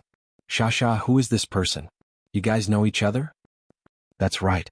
Sasha, do you know them?" The people at the same table surrounded Ji Xia and asked. It felt as if Ji Xia was being praised to the heavens. On the other hand, Ji Xia herself was quite pretty, so she felt like she was floating in the air. "My friend," Ji Xia said arrogantly to the people around her. Then she turned to look at Ling Yichen and invited him. "Ling Yichen, we haven't seen each other in a while. Shall we go shopping together later?" Ji Xia's gaze was as if Ling Yichen did not want to go shopping with her, it meant that he did not dare to go. Ling Yichen was silent for 2 seconds, then agreed. "Okay. The more the merrier. Bring your friends along and we'll go together," Ji Xia continued to say to Ling Yichen. However, at this moment, Ji Xia's gaze was on Yun Jian. Beautiful girls always like to compare themselves with other girls. Ji Xia was also such a girl. Moreover, Yun Jian was pretty. The boys and girls on Ji Xia's side also joined in the commotion. Especially the boys on Ji Xia's side. Their eyes were almost transfixed on Yun Jian.